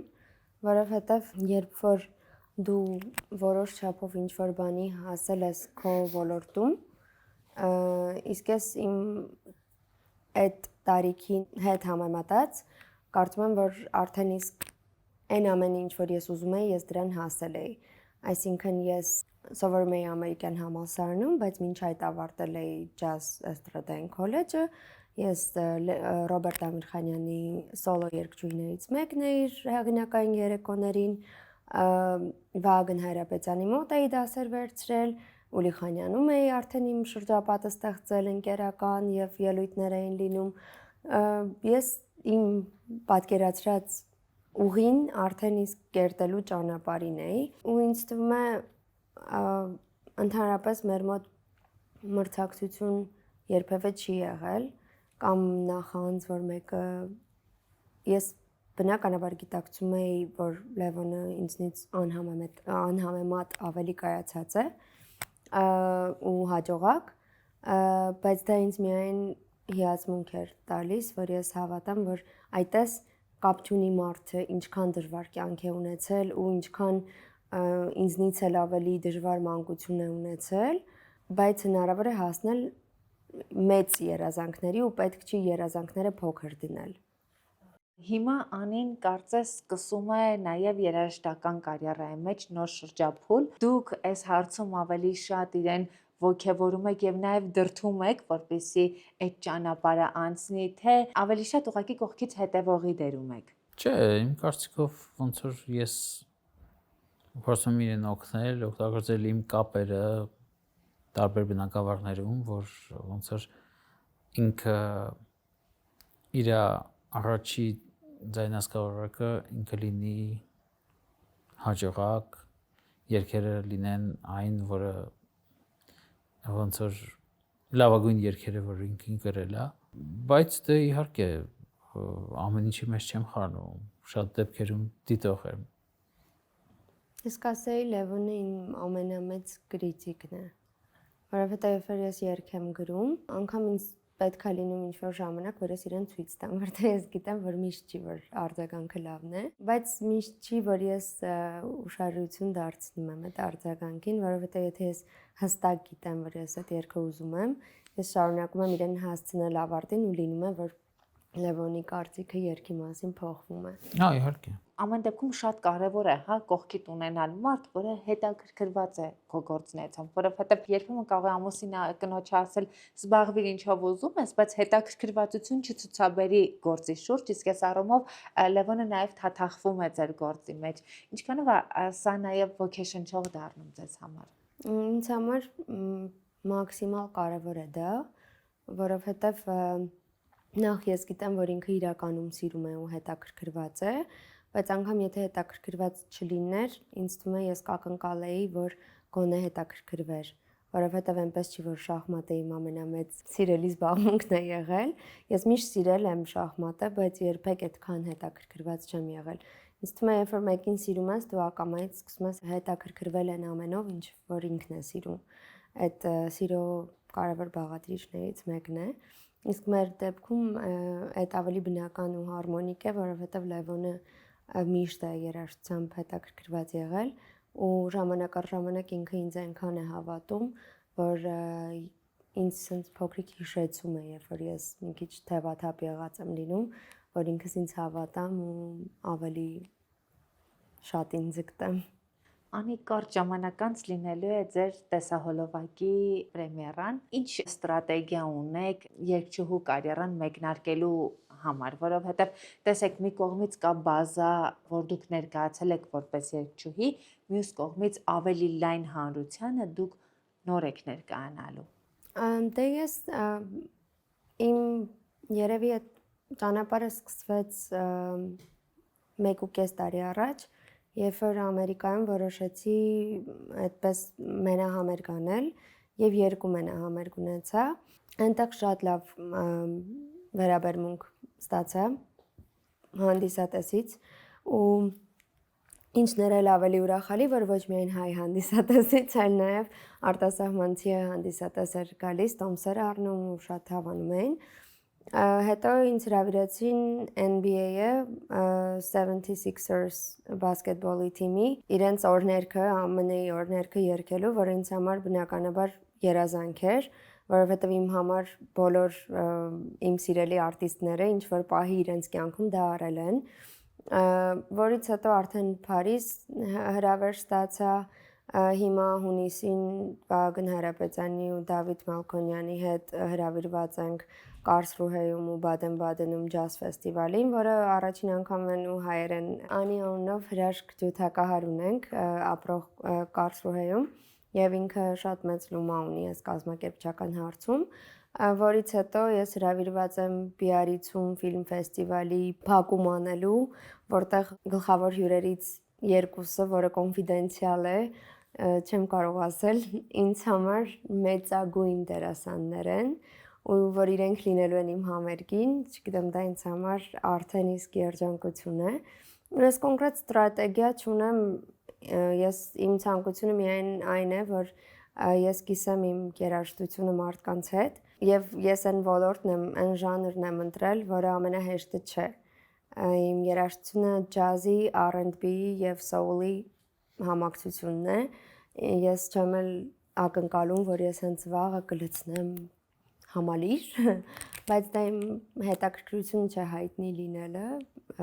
ինձ համար ամենամեծ երազանքը դա այն է, որ ես կարողանամ իմ երաժշտությամբ, ոնց որ իմ սիրելի արտիստներն են ուժ տվել ինձ ստեղծագործելու, կարողանամ ապագա սերունդներին նույն ձևով ինչ-որ չափով ոգևորել։ Լևոն, ինչ եք զգում, երբ Անիին տեսնում եք բեմում։ Զգում եմ, որ շատ տաղանդավոր է, զգում եմ, որ նպատակը սլված է, գիտեմ, որ իր գրած երգերը եւ իր մոտեցումը ինքը իրան պետք է մեծ հաջողություն բերի եւ ինքը պետք է դասվի այդ լավագույն երգիչների մեջ, համոզված եմ դրա մեջ։ Փաստացի դուք եւ թիվ 1 քննադատն եք Անիի համար եւ թիվ 1 ոգևորողն եք։ Ինչպես եք կարողանում այդ քննադատությունների մեջ նաեւ ճիշտ չափաբաժնով ոգևորել Անիին։ Որտեւ ես գիտեմ ինքը ուր կարա հասնի ու ինչ կարա անի։ Դրա համար եմ տենց խիստ քննադատում։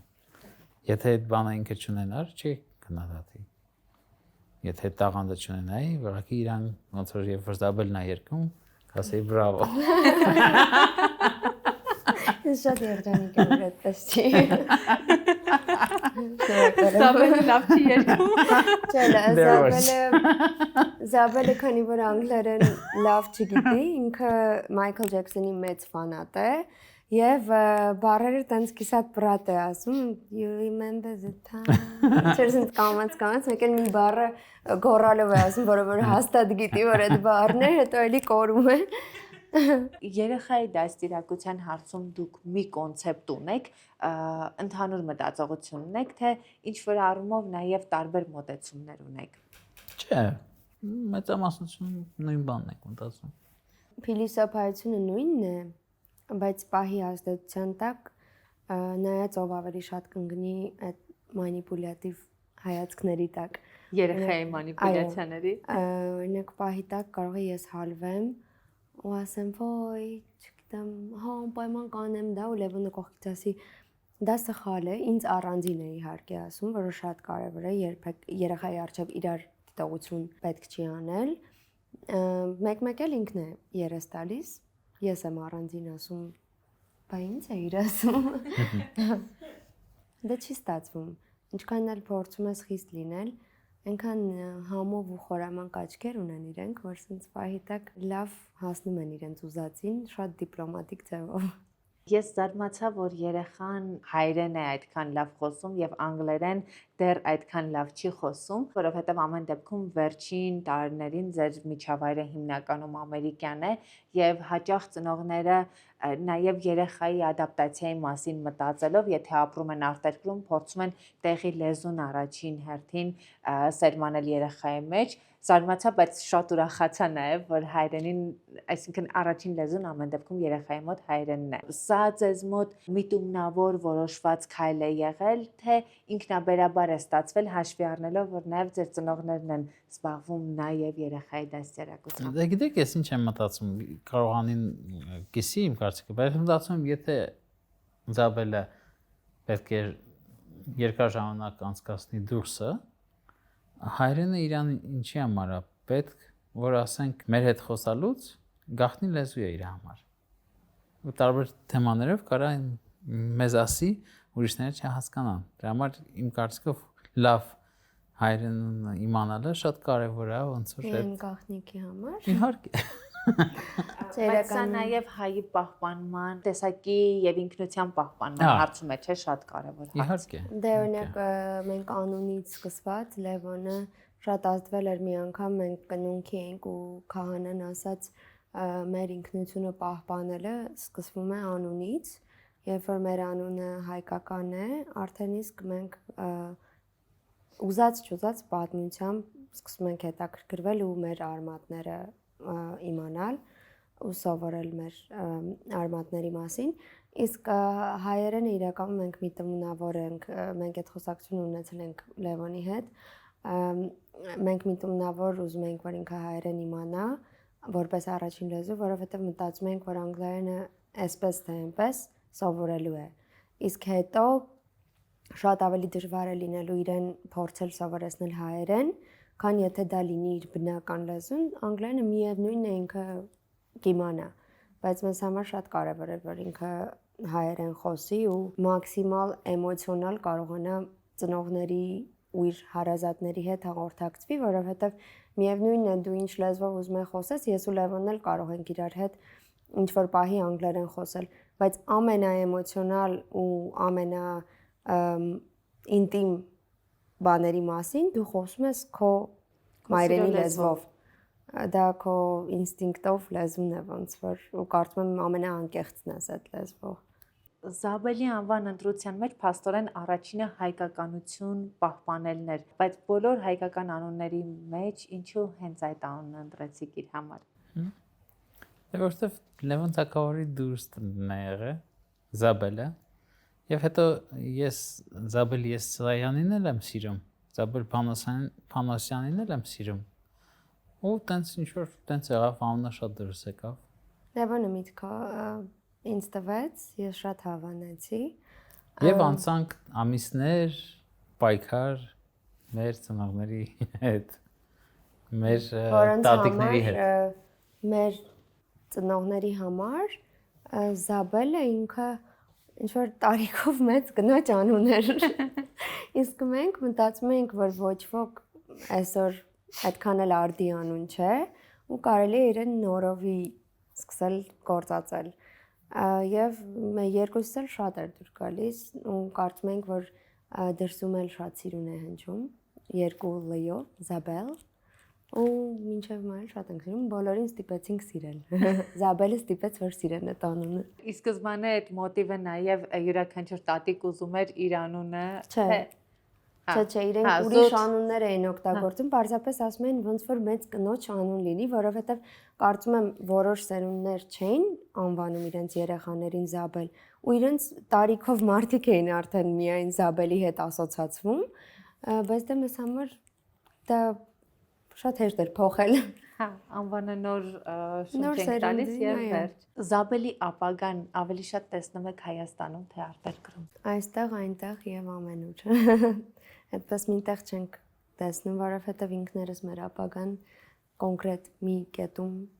չենք տեսնում պայմանավորված եւ իմ եւ Լևոնի աշխատանքով։ Համենայն դեպս մենք փորձում ենք հնարավոր բոլոր մեր ազատ ողջ ժամանակը անցկացնել այստեղ, զուտ որովհետև բոլորիս Զաբելին հատկապես շատ է դուր գալիս ու լեզվականն էլ է պայմանավորված, ինքը այնտեղ էլ փորձեց գնել մանկապարտեզ, բայց ուրեմն շատ ծիծաղելի պատմություն է,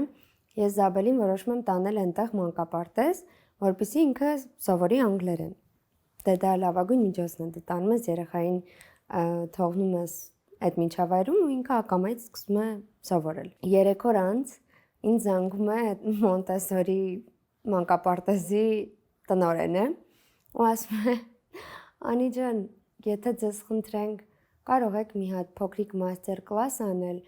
ու մեզ մի քանի հայերեն բառ սովորեցնել, որովհետև Զաբելը հրաժարվում է անգլերեն խոսել։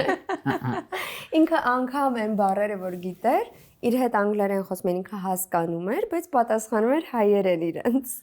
Ո՞նց էր անում։ Հակառակ ազդեց, էլի, ես ասում եմ ոնց թե ես բերել եմ, որ ինքը սովորի անգլերեն, դուք ասում եք, որ ամբողջ անձնակազմը պիտի հայերեն սովորի։ Իսկ հաճախ է այդպես ձեռնոցն էտում։ Միշտ։ Ում է նման այդ տեսակով։ Երկուսս ունենք համառություն։ Երեխայի ծնունդից հետո ինչ որ առումով կյանքը նաև վերաարժևորվում է, որովհետև ինչ որ հարցերի, որ նախկինում հնարավոր է շատ ավելի թեթև նայենք, հնարավոր է սկսենք շատ ավելի ծանր նայել եւ հակառակը հարցերի, որ կարող ավելի ծանր նայենք, ավելի թեթև ենք նայում։ Այս առումով կոնկրետ ինչ վերաարժևորումներ եղան ձեր կյանքում։ Դե հասկացանք, որ ինքն է մեզ ասելու, ինչ պետք է մենք անենք, որտեղ պետք է լինենք եւ դա ընդունեցինք։ Ոնց որ իր համար իհարկե շատ բաներ զոհաբերում ենք։ Անին էլ ասենք հասկանում ա որ ինչ որ ժամերի ինքը չի կարա ոնց որ տանը չլինի,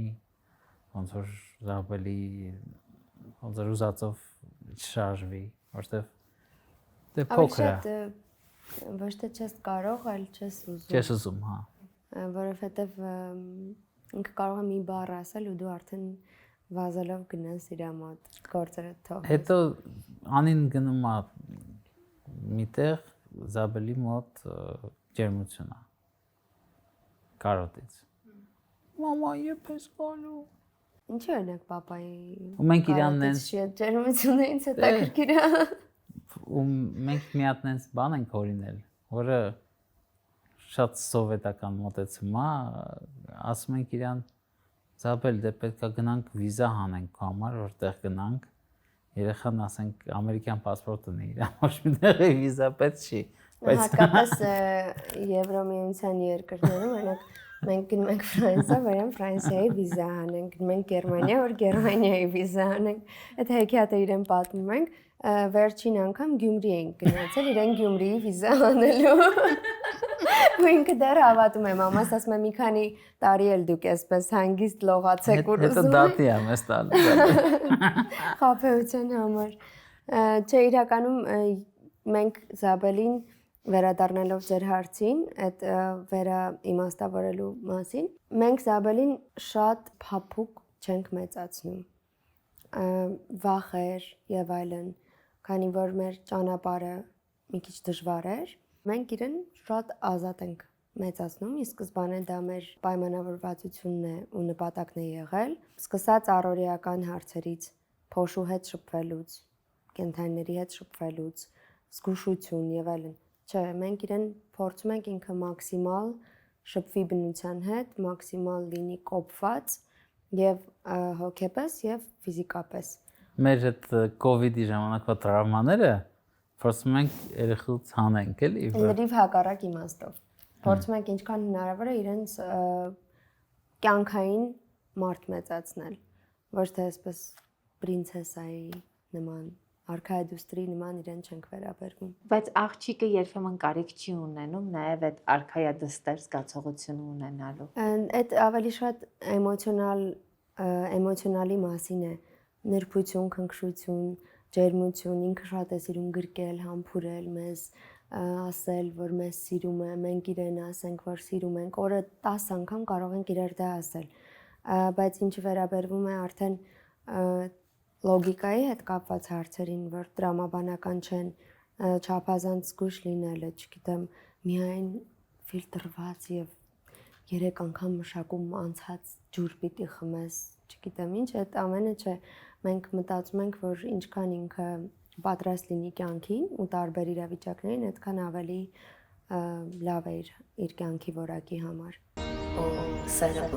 Հատուկ շնորհակալություն Beauty Fabric-ին։ Մենք չենք վաճառում նյութեր, մենք վաճառում ենք երջանկություն, որովհետև կանայք այստեղ լուծում են իրենց փոքրիկ խնդիրները, դրանք լինեն կոմպլեքս, թե լինի առավելություն, որ ուզում են ավելի ցայտուն դարձնել, դիմահարդարումը հենց այդպիսի մի զենք է, որով կարող ես առանց ասելու, առանց շեշտելու մտնել տարածք ու արդեն բավականին շատ բան ասած լինես քո մասին։ Այս հարցը ավելի հաճախ ուղղվում է հենց կանանց, որովհետև երեխայի ծնունդը մի կողմից այդ շատ լուսավոր ու սիրուն շրջանն է, մյուս կողմից ուղեկցվում է շատ բարդ շրջաններով, որը կանանց մոտ եւ ֆիզիկական եւ հոգեբանական բարդություններ է բերում ու այդ շրջանում ամուսնու դերը շատ կարևոր է։ Ես ինչպես հասկանում եմ մեր զրույցի ընթացքում, Լևոնը այդ շրջանում ձեզ կարողացավ շատ ճիշտ հոգեբանական աջակցություն ցուցաբերել։ Ինձ մոտ ոչ թե post դեպրեսիա էր, այլ pre դեպրեսիա էր, մինչ ծննդաբերական դեպրեսիա էր։ Այդ ամիսների ընթացքում մենք շատ ճամփորդում էինք եւ տարբեր տեղեր էինք գնում։ Ինչ որ պահից Լևոնը այդ ժամանակ աշխարհում համար 4-րդն էր եւ ինչ որ պահից Լևոնը հրաժարվեց բոլոր մրցաշարերից ու ասաց ես մնում եմ իմ կնոջ հետ, որովհետև ես իրան ավելի պետք եմ հիմա։ Ինձ 7-րդ ամսից չէր կարելի ճամփորդել։ Ինքը ասաց ես մնում եմ Անիի հետ, ոնց որ հետաքրքիր էր սկզբից ինքը ասում էր, որ ես եմ իրեն օգնել, բայց ինձ համար էլ ինքն էր ինձ փրկել, որովհետև ես շատ վատ վիճակում էի ու ինքը իր համար այդքան կարևոր этаպում իր ամենաբարձր դիրքերում թողեց իր կարիերան ու ինձ համար գնաց տենց մեծ զողողության։ Ես միշտ նշում եմ, որ ես եմ պատճառը, որ այսօր Լևոնը տասնյակից դուրս է եկել, բայց ես նաև նշում եմ, որ խոստացել եմ, որ ամեն ինչ կանեմ, որ ինքը հետ վերադառնա ու անչափ շնորհակալ եմ իհարկե, որ ինքը այդ մեծ զողողություններին գնաց ու ինձ համար այդ շատ մեծ նշանակություն ունի, որովհետև ես գիտեմ, թե ինչ դեր ունի իր կյանքում շախմատը ու առավել, չգիտեմ, հուսադրող էր տեսնել, որ ես ու Զաբելը էլ առավել կարևոր ենք։ Լևոն, նման շրջաններում տղամարդիկ միշտ չէ, որ լիարժեք ըմբռնում են կնոջ հոգեվիճակը։ Ինչը ձեզ օգնեց այդքան նուրբ ու ճիշտ մոտեցում ցուցաբերել Անիին։ Դե ես առնչվել եմ ոնց որ հոգեբանության հետ, այդքան երկար տարիներ կոլեկտիվում, հետո հասկանում եմ դժվարությունները ու ես շատ կարծում եմ իմ տեսած մարդկանցից ամենահամբերատարներից մարդկանցից մեկն եմ, դրա համար ես հասկանում եմ, որ հա դժվար է, հա խնդիրներ է, բայց դա կանցնի կգնա։ Բայց այդ ճանապարհը, որ դու անցնում ես, ինքը մնում է իր հետ։ Եվ ինձ էլ է շատ դժվար իհարկե շատ բաներից հրաժարվելը, ոնց որ կարելի ասել 1.5 տարով շախմատին հրաժեշտ տալը, կամ եթե խաղում էի, արդեն ես չի կարող խաղալ էլի, այտենց Մարզավիճակից դուրս է։ հա, շատ։ Բայց հիմա փոխվեց իրավիճակը, 25 թիվը եղել է իմ կարիերայի, չեմ ասի ամենահաջողակ, բայց Բավականին հաջողակ։ շատ հաջողակ էլի, ֆինանսական հարցով ամենահաջողակը շատ փոկված դրանից, իսկ շախմատայինով էլի շատ հաջողակ տարի էր եւ դա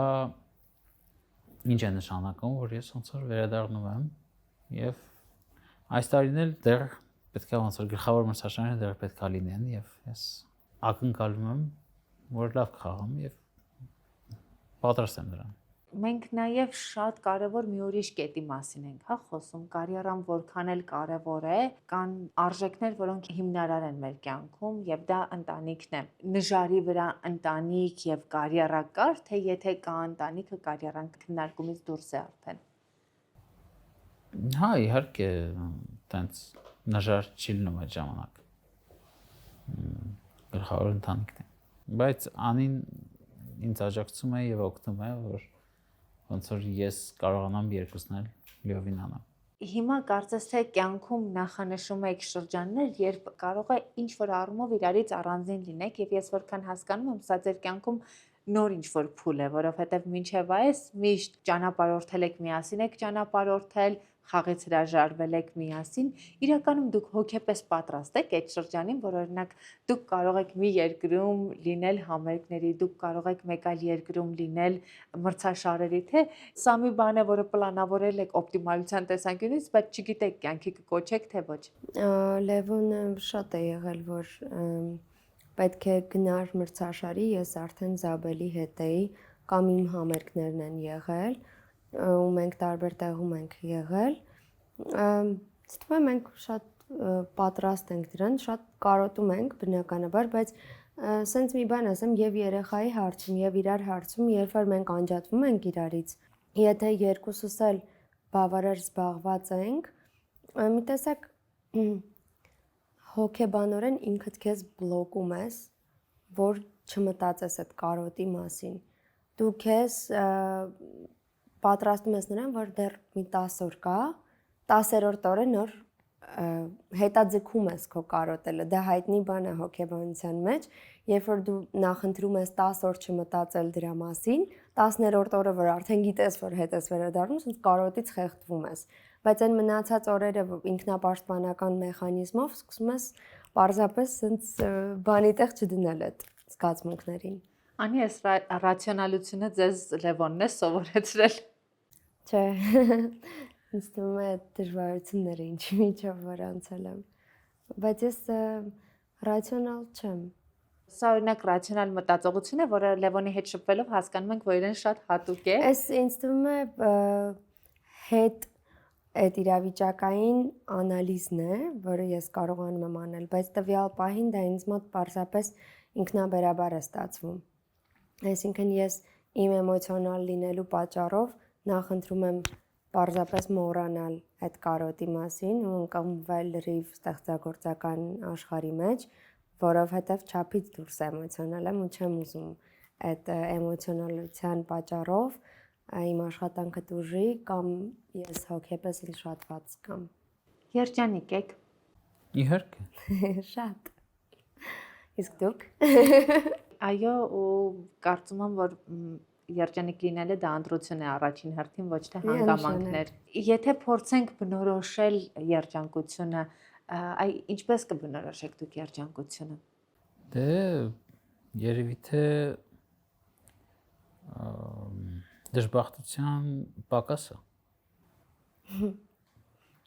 Հեսան օպտիմիստի եւ պեսիմիստի մանը։ Իսկ ձեզ մոտ Կարծում եմ այդ շատ ճիշտ ասացիք, լրիվ համաձայն եմ, որ երջանկությունը քեզնից է կախված ու հանգամանքներից ընդհանրապես կախված չէ, դու կարող ես լինել ամենահարուստ ու ամենաապահովված մարդը ու լինես ամեն ինչից դժգոհ։ Ես շատ գիտեմ այդպիսի մարդկանց եւ կարող ես ունենալ լավ, մի հատ շատ անկեղծ պատմություն ասեմ։ Իմ ու Լևոնի կյանքում եղել է մի этап, որ մենք ունենք մեր հաշվին $300 ու արտերկրում էինք ու այլ ոչինչ չունեինք։ Մեզ մոտ ինձ ֆինանսապես շատ վատ վիճակ էր։ Ու մենք այդ օրը որոշեցինք գնանք լավ ռեստորան։ Ու իրար հետ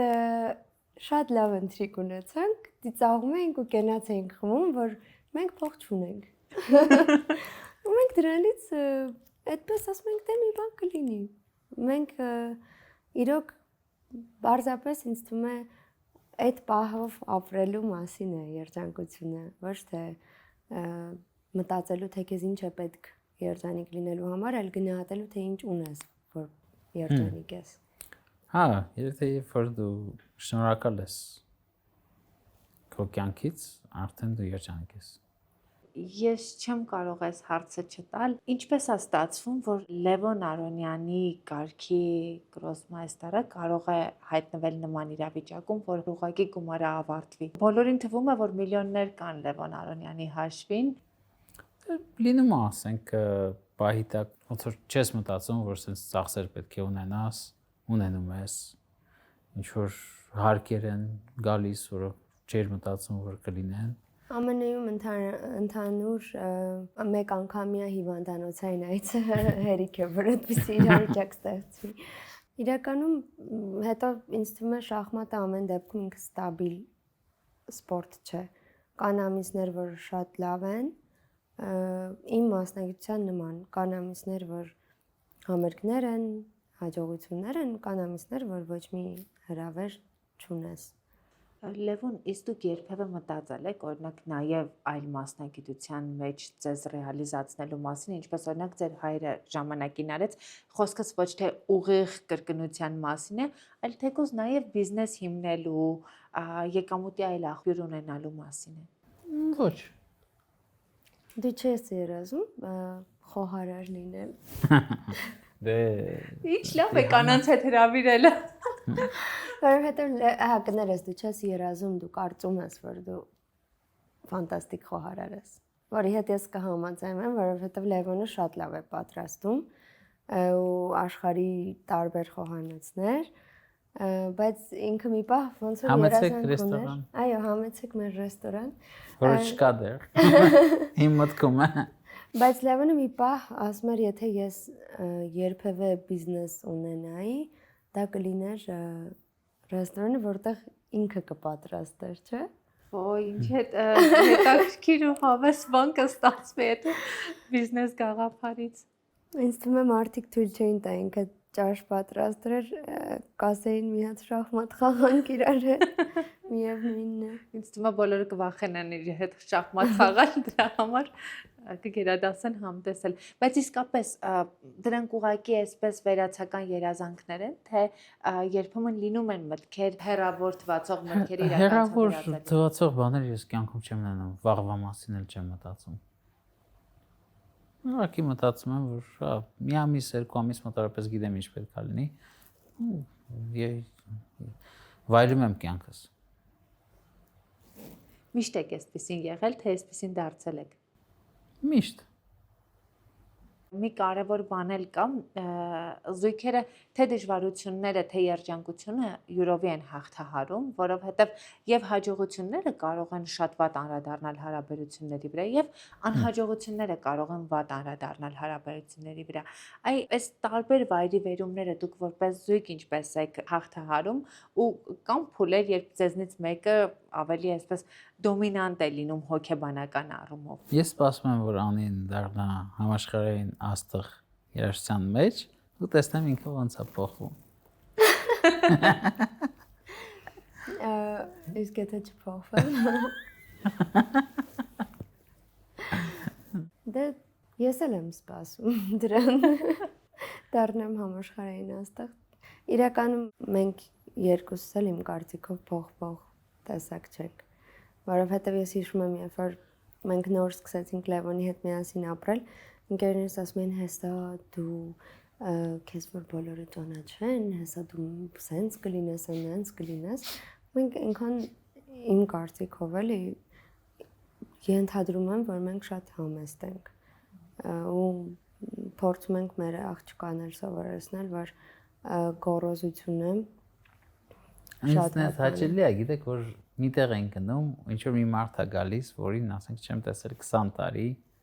ու Անին ալնում, ու ինքը պատմում է ինչ որ այ դու եկար, այսպեսի բան արեցիր, ու մենք միշտ հիշում ենք ոնց որ քո լավ գործը, իմ համար նենց հաճելի է, որ իմ այսօրվա կերպարը եւ անցյալի կերպարը չի փոփոխվել։ Չի եղել, որ մեկը գա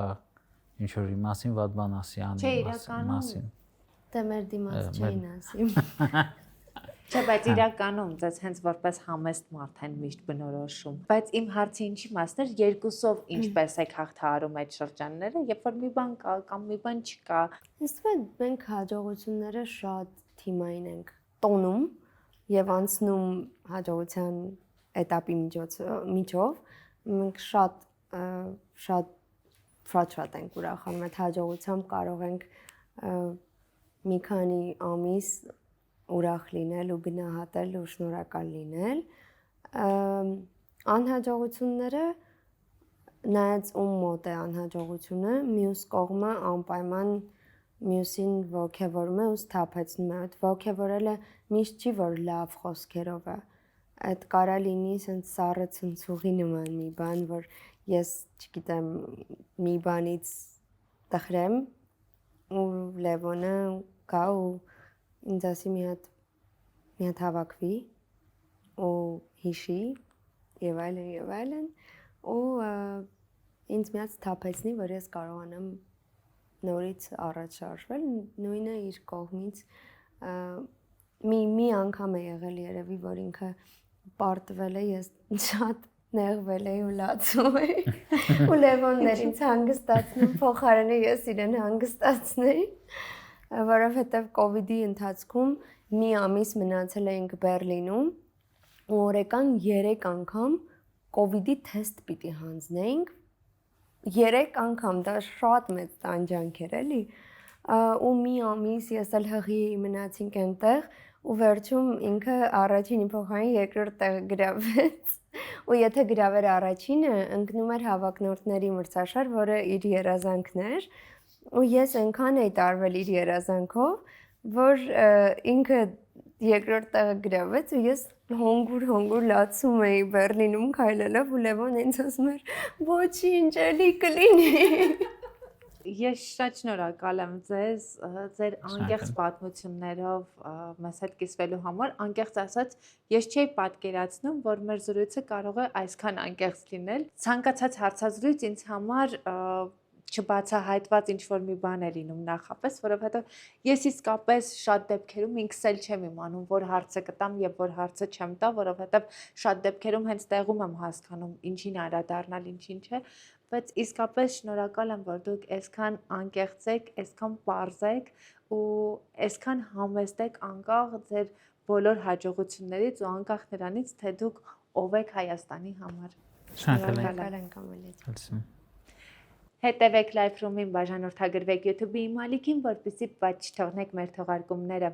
О, Սարաբոժե